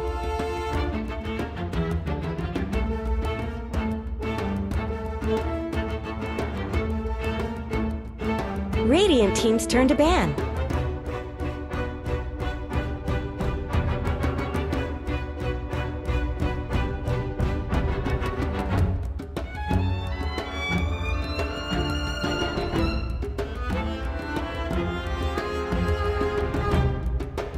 Seconds remaining. 5 seconds remaining.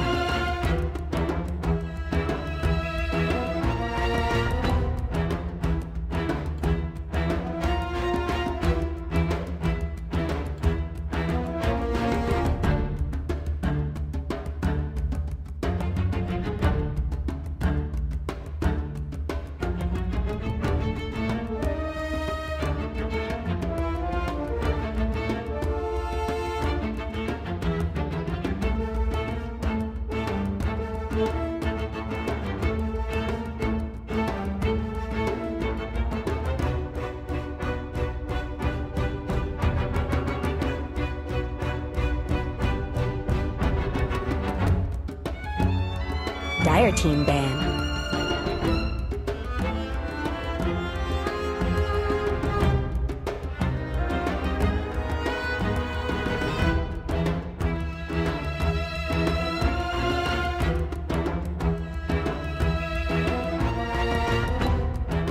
Seconds remaining.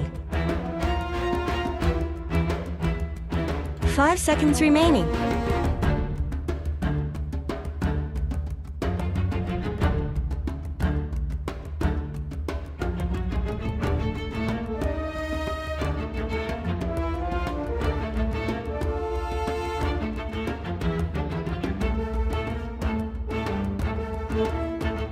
Dire team's turn to pick. Radiant team's turn to pick.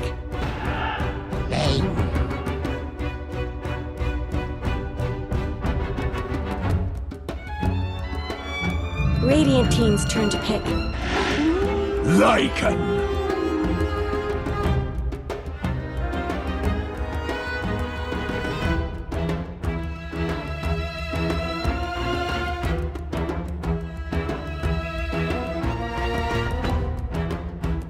Seconds remaining. 5 seconds remaining.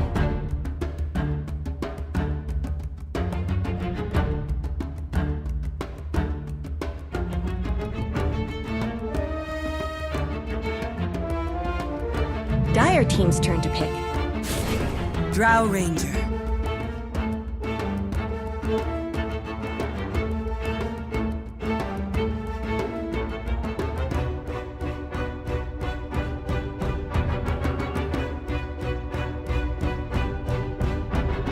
Seconds remaining. 5 seconds remaining.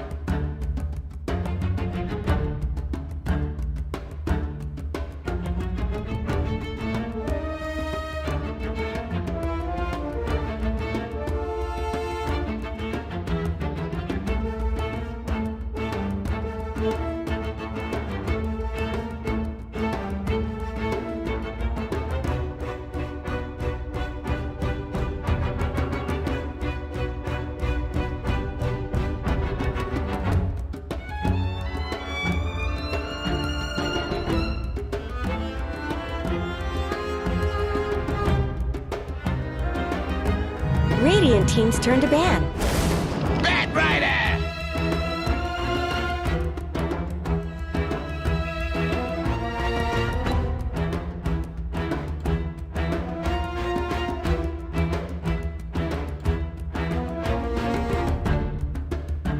10 seconds remaining.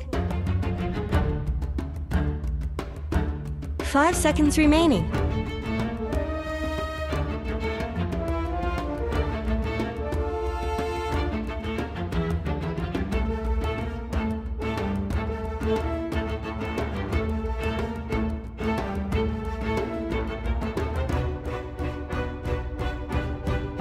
Dire Team's turn to ban. Radiant Team ban.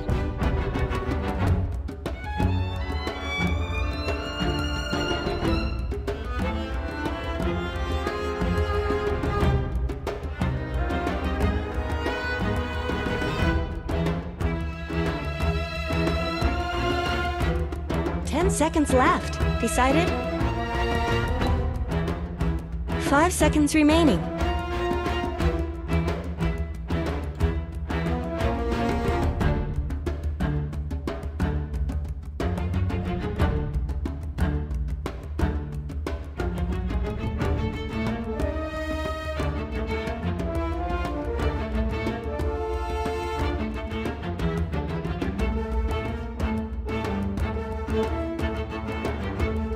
Dire Team ban. Radiant Team's turn to pick.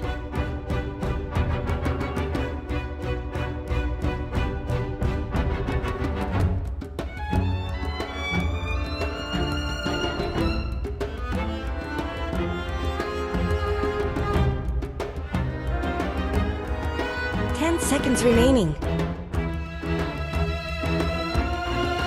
5 seconds remaining.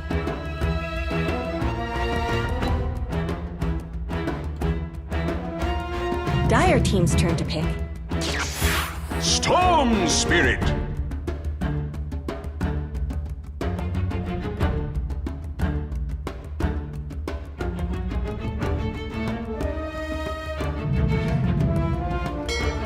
Admiral Compa! Choose your hero.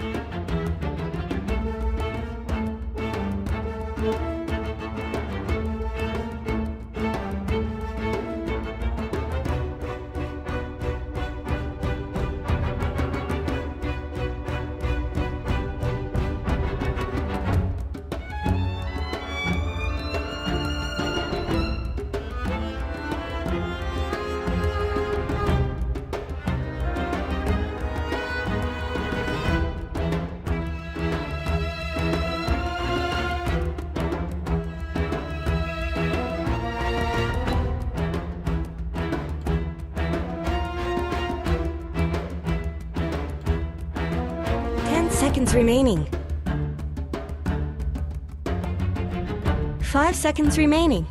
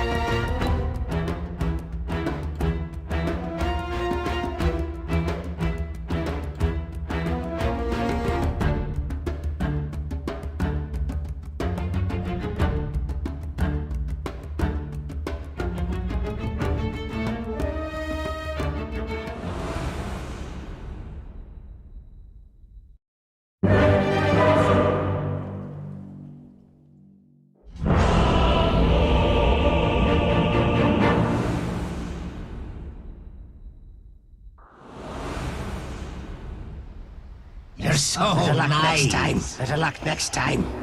This couldn't have ended any other way. Looking for me? Prepare for battle.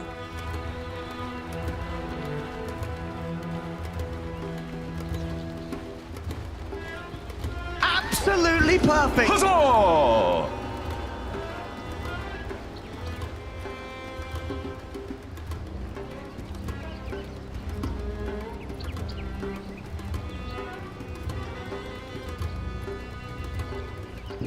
Huzzah!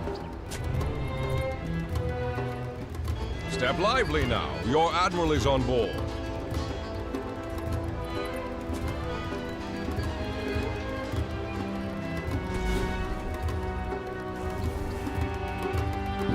Huzzah! 30 seconds to battle.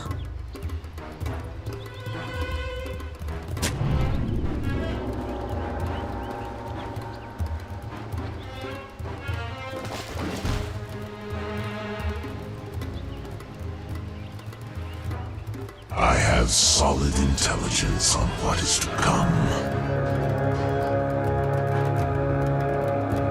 Step lively now. Your admiral is on board. This ain't no snowball fight.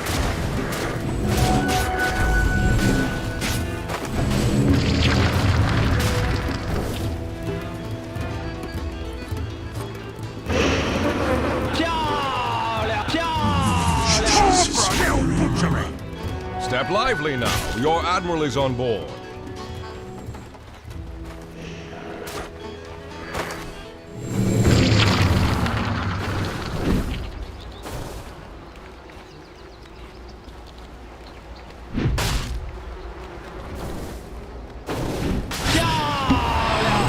First blood!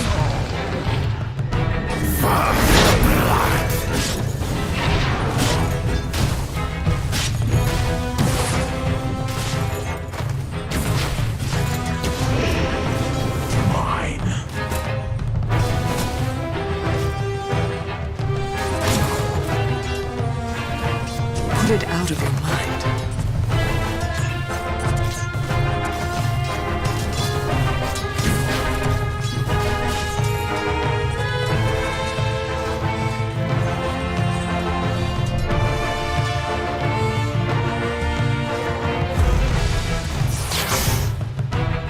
Looking for me? Looking for me?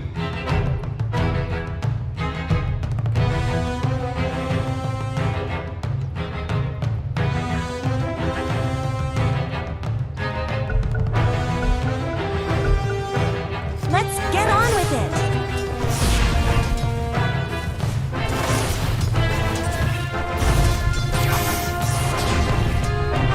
Huzzah!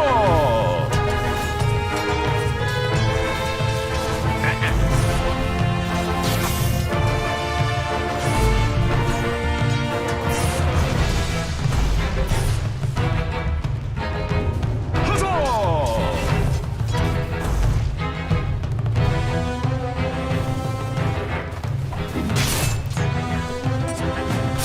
Step lively now. Your admiral is on board.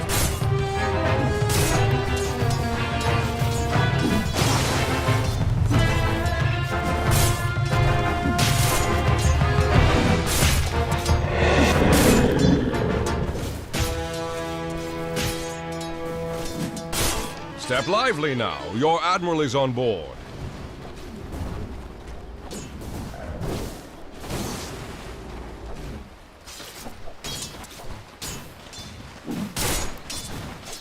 You are too noisy to live.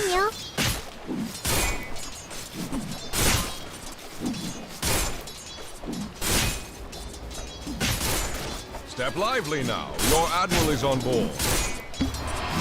No.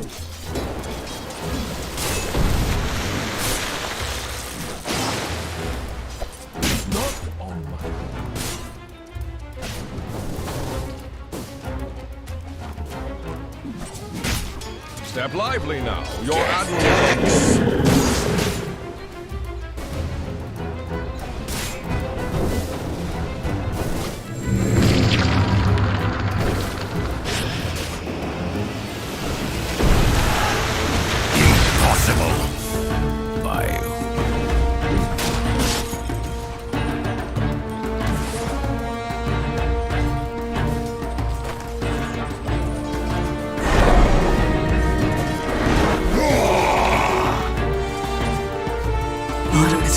noisy to live.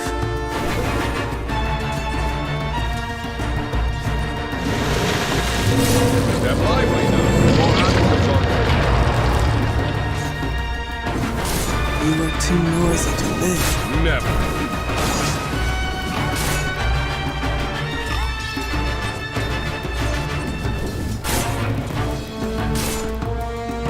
Step lively now. Your admiral is on board. Dire's middle tower isn't going to last long.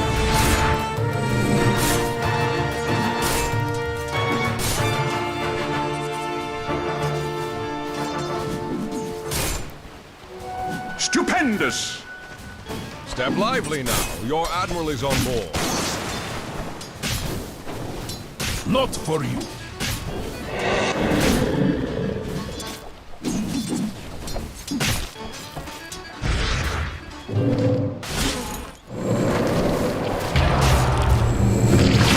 Step lively now. Your admiral is on board.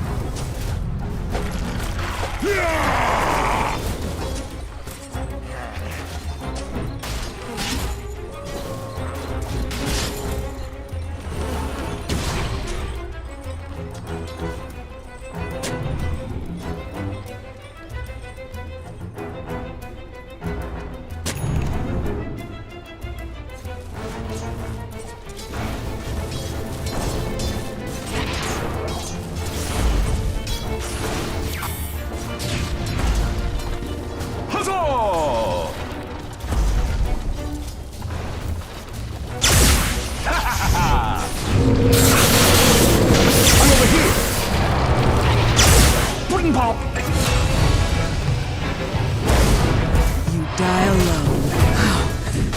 Can't miss me. Here I am. Let the fun begin.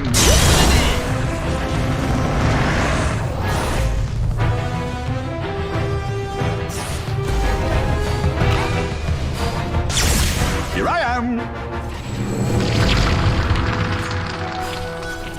Hey, thanks.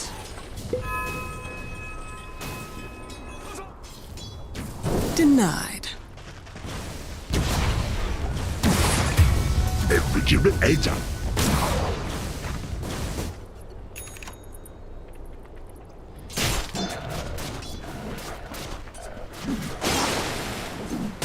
Step lively now. Your admiral.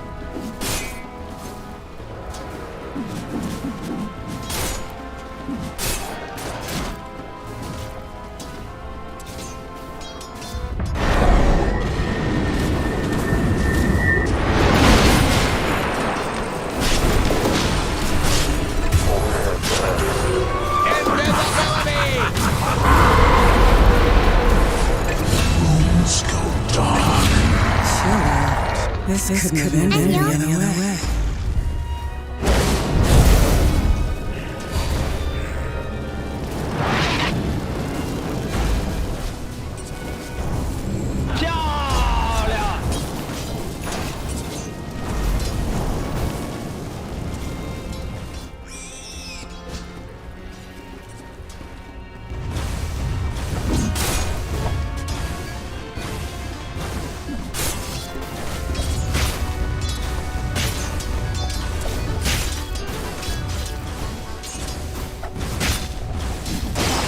Step lively now. Your admiral is on board. Dire's middle tower is under attack. Radiant's bottom tower is under attack. Regeneration.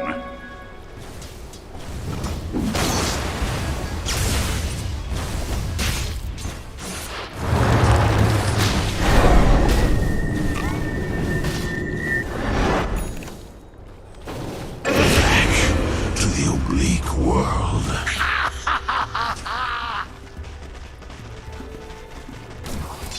Now over here!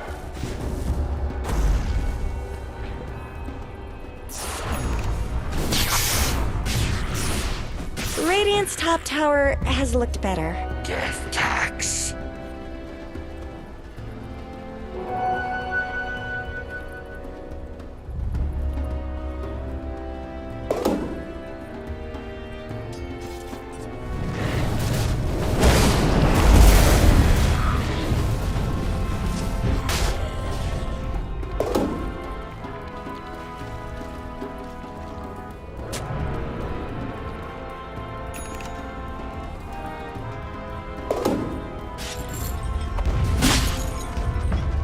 They're beating on Dire's top tower.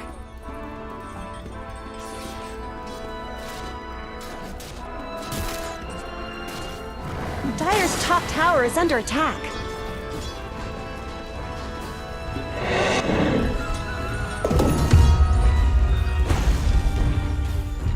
Someone better help Dire's middle tower.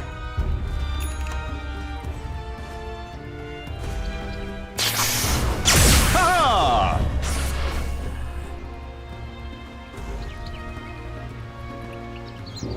Huzzah!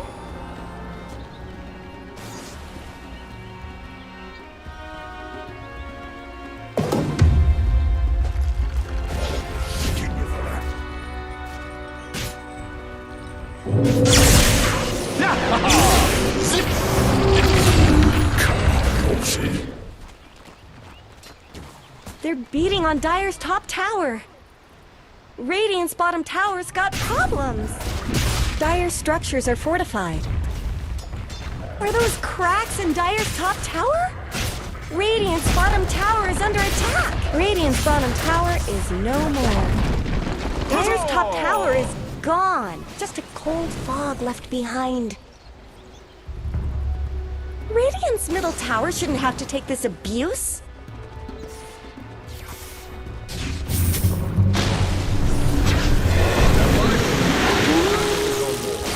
Radiant's middle tower could use some help.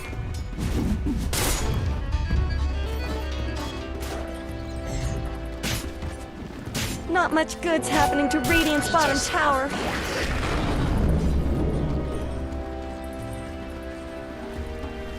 Huzzah!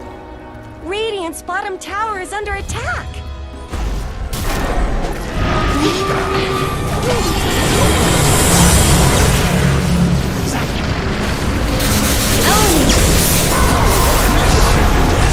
Double kill.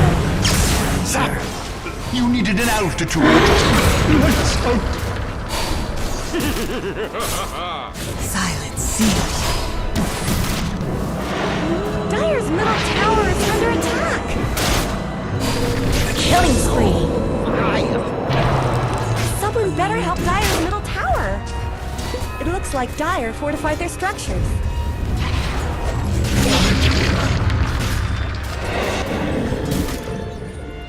Silence afflicts Dire's thee. middle tower isn't going to last long.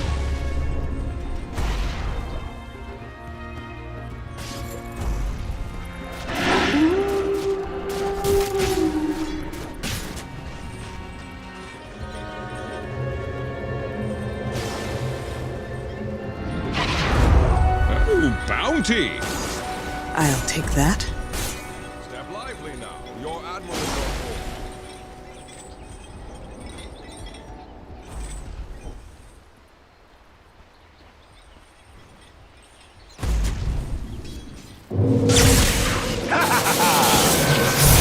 I'm over here.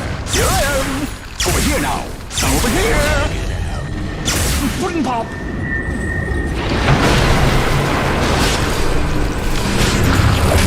It was worth it.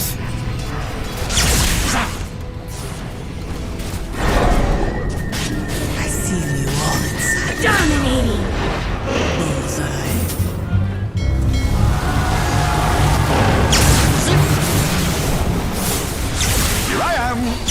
Touche! Alone.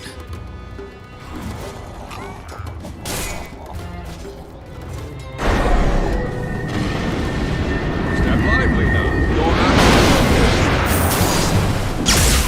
speed away.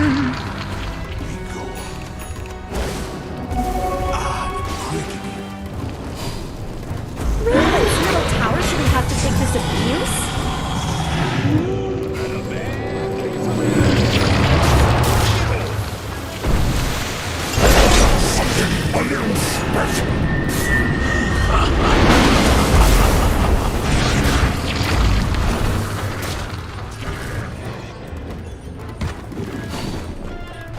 Step lively now. Your admiral is on board.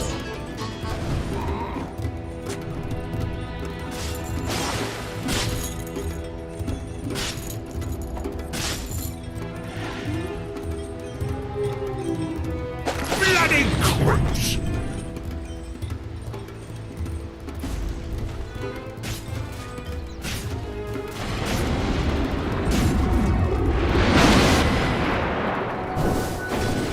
Gold from my desk.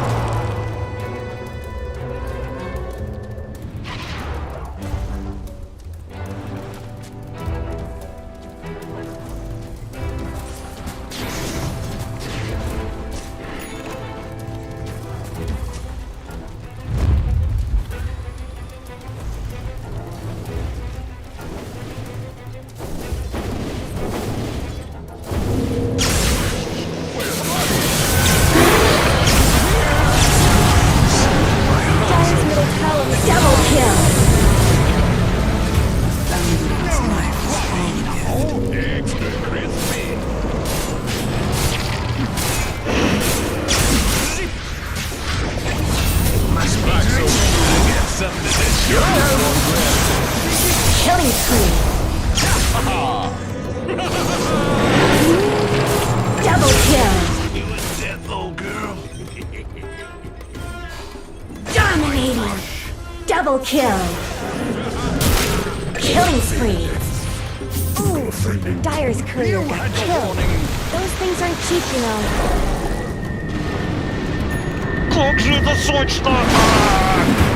Step lively now. Your admiral is on board.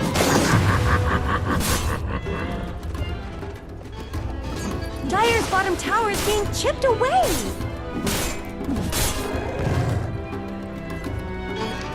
Dire's bottom tower needs some help. Step lively now. Your admiral is on board. The wages of fear. Bounty!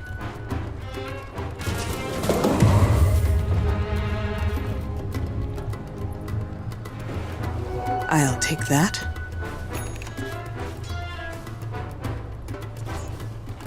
Radiant's middle tower could use some help.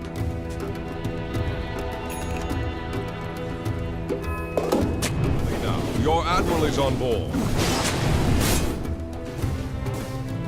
Dire's top tower is under attack.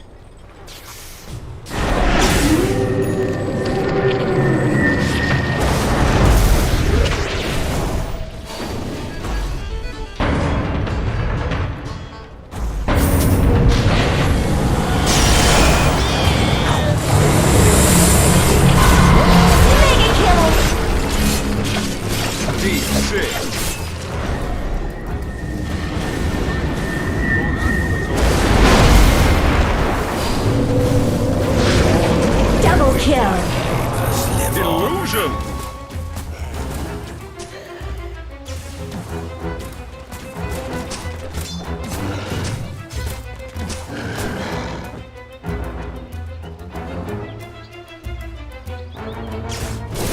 Radiant's middle tower is under attack.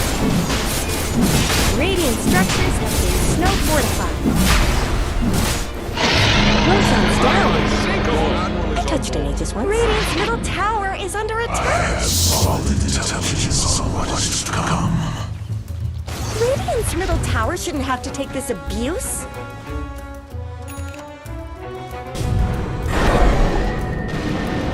Dire's bottom tower is under attack.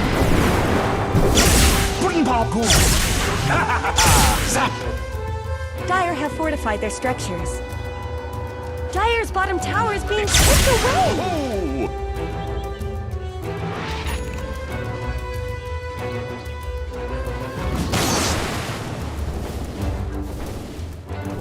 Step lively now. Your admiral is on board.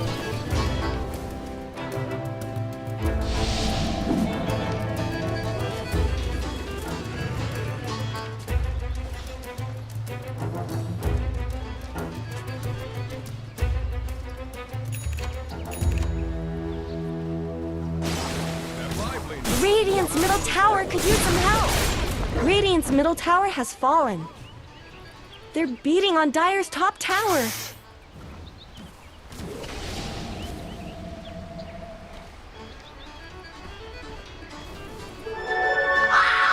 Double damage.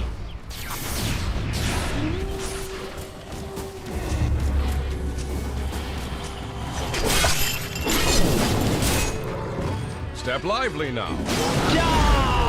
Time for a little butchery.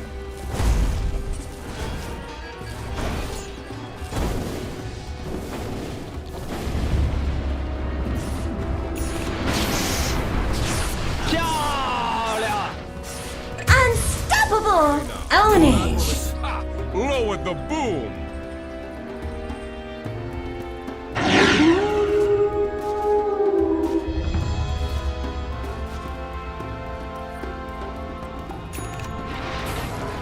It's your lucky day.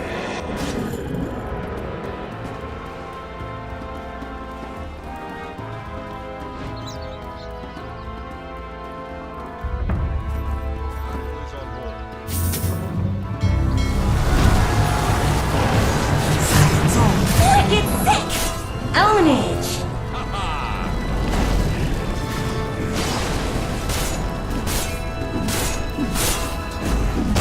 Step lively now. Your admiral is on board.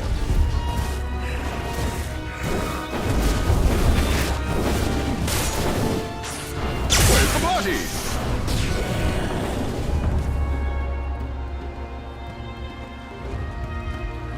Step lively now. Your admiral is on board.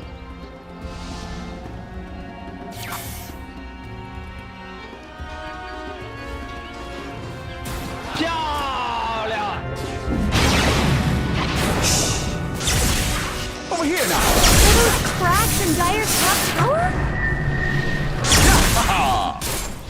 Step lively now. Your admiral is on board. Kill! Double kill!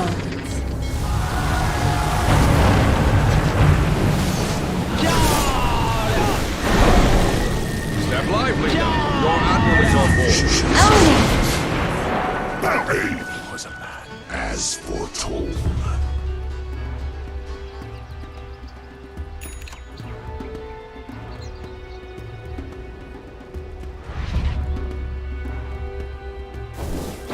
Step lively now. Your admiral is on board.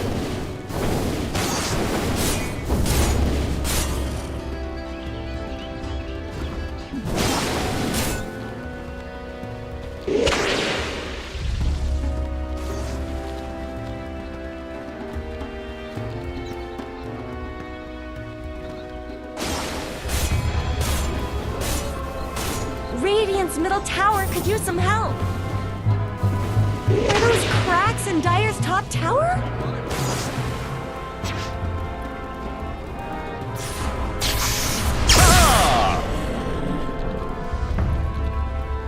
Let the fun begin.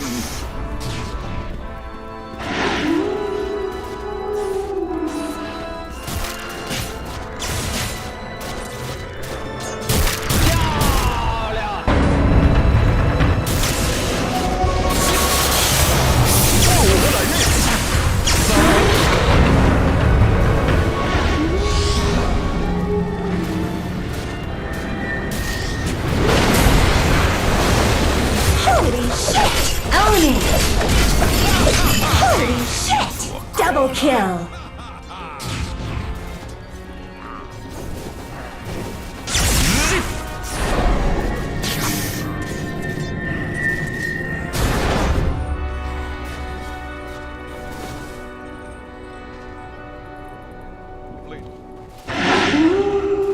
Dire's bottom tower is under attack.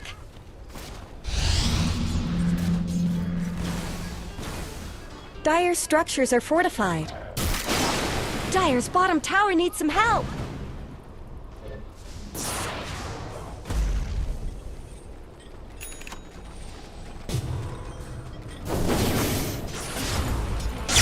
Here I am. Puddin' pop. Radiant's middle tower shouldn't have to take this abuse.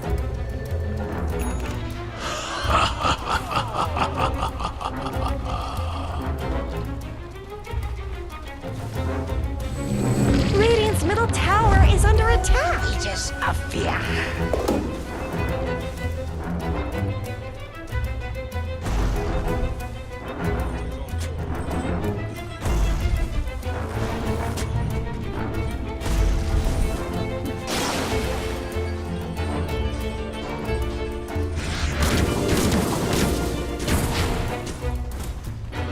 Step lively now. It's on board.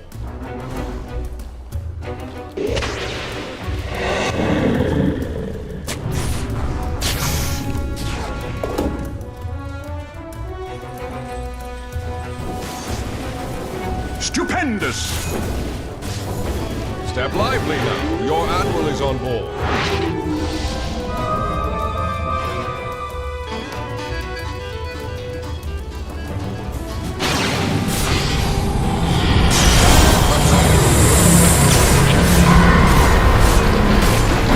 Killing spree.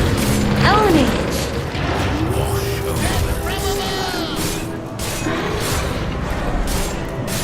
Step lively now. Dominating. Double kill. Should have walked in storm spirit. She likes fruit.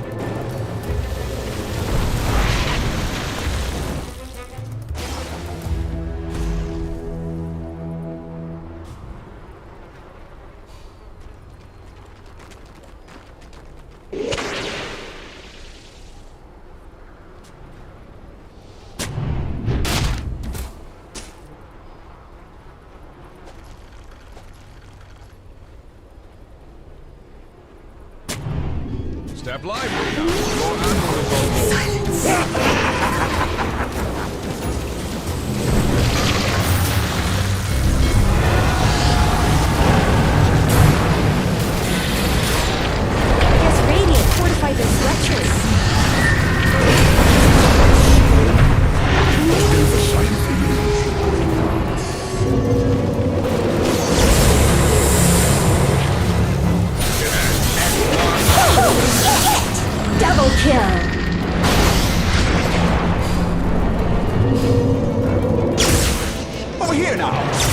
zip-zap!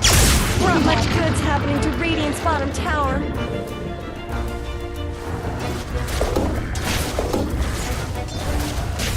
Radiant's bottom tower is under attack.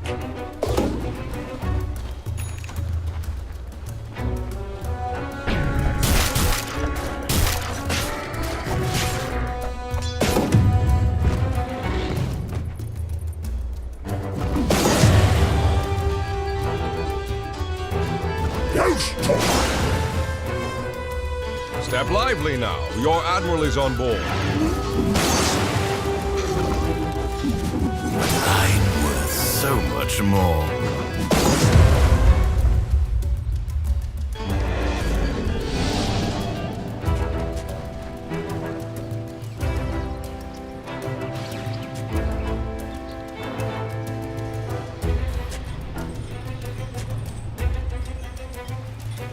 Radiant's top tower is under attack.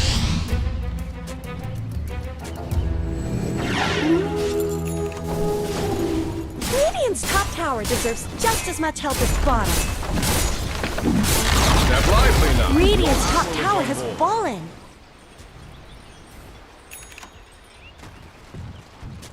Radiant's top tower deserves just as much help as bottom.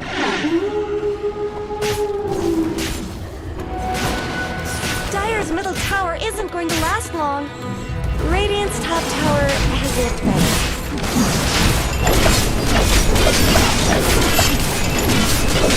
Radiant's top tower is under attack.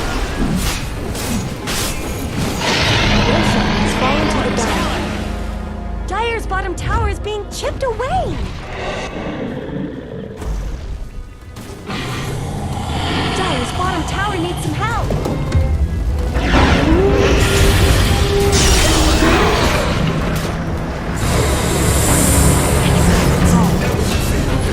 Dire's bottom tower is being chipped away. Over here now. Zip! Looking for me? Come over here!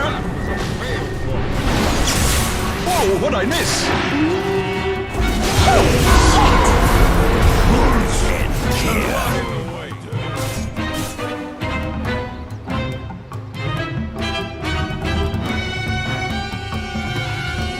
Regeneration!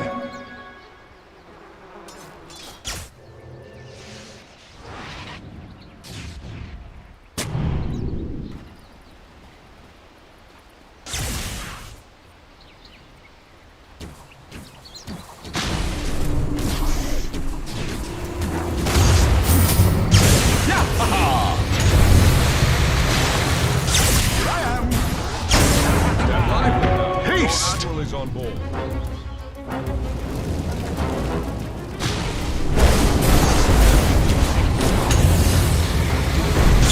Mega kill! Let the fun begin! Holy shit! You set sail for fail.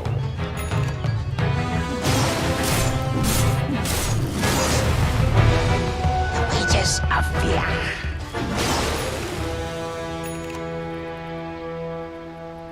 Step lively now. Your admiral is on board.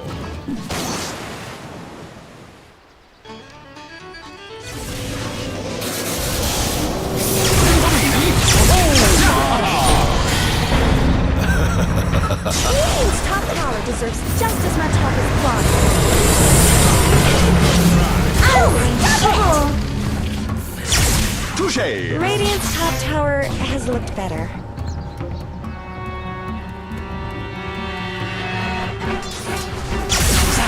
Radiant's middle tower shouldn't have to take Radiant's middle tower go?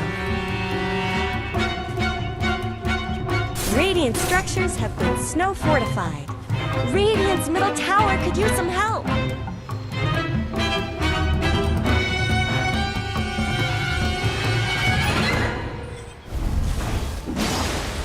Radiant's top tower is under attack. Step lively now. Radiant's Your top admiral tower is has on board. fallen.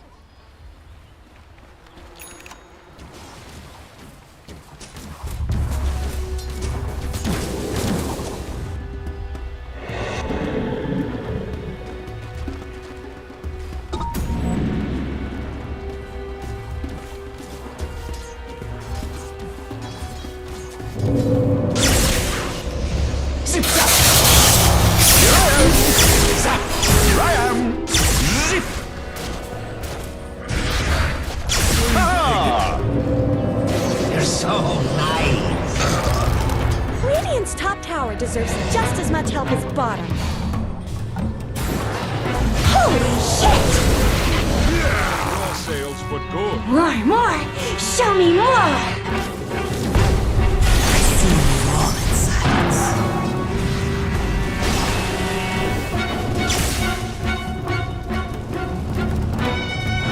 Step lively now. Your admiral is on board.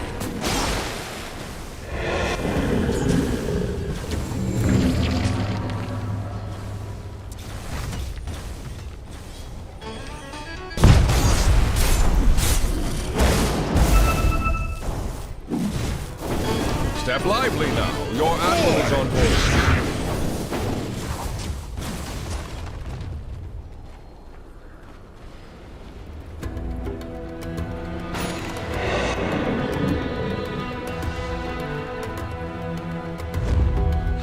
Over here now.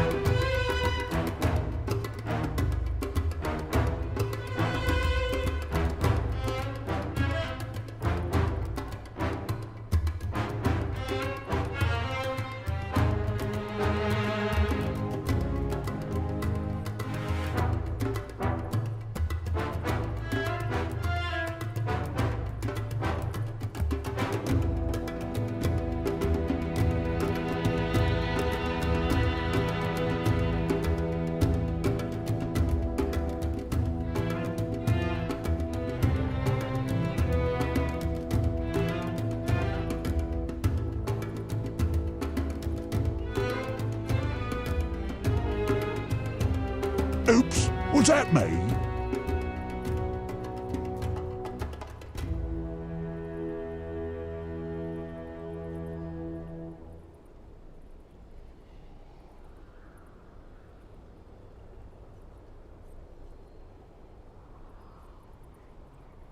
Better luck next time.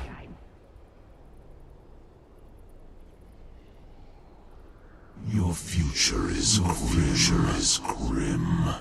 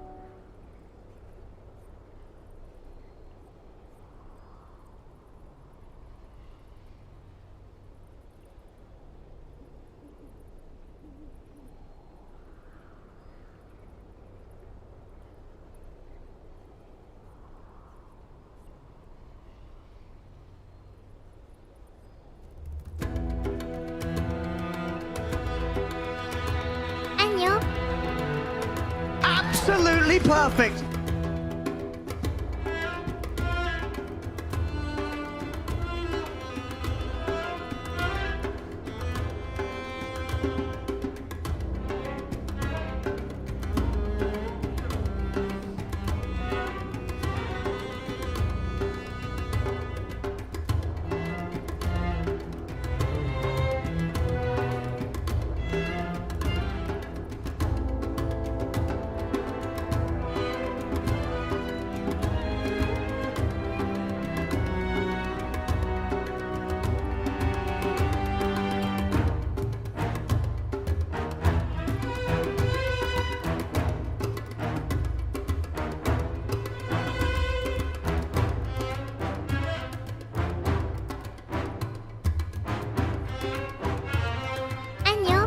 Как же это сочно! Ах! Absolutely perfect!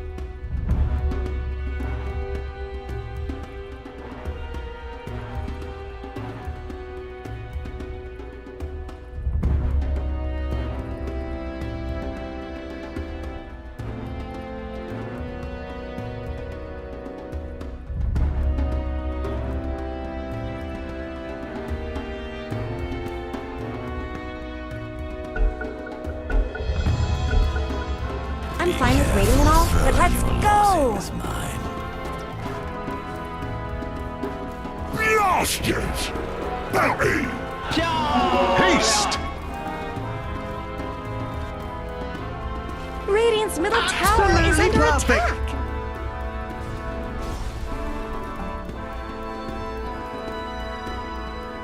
Radiant's middle tower could use some help! Как же это Radiant's middle сочно! tower has Ах! fallen! Whoa, what'd I miss? Absolutely perfect! Holy shit! You'll always be my chum. Dire wins! They did it!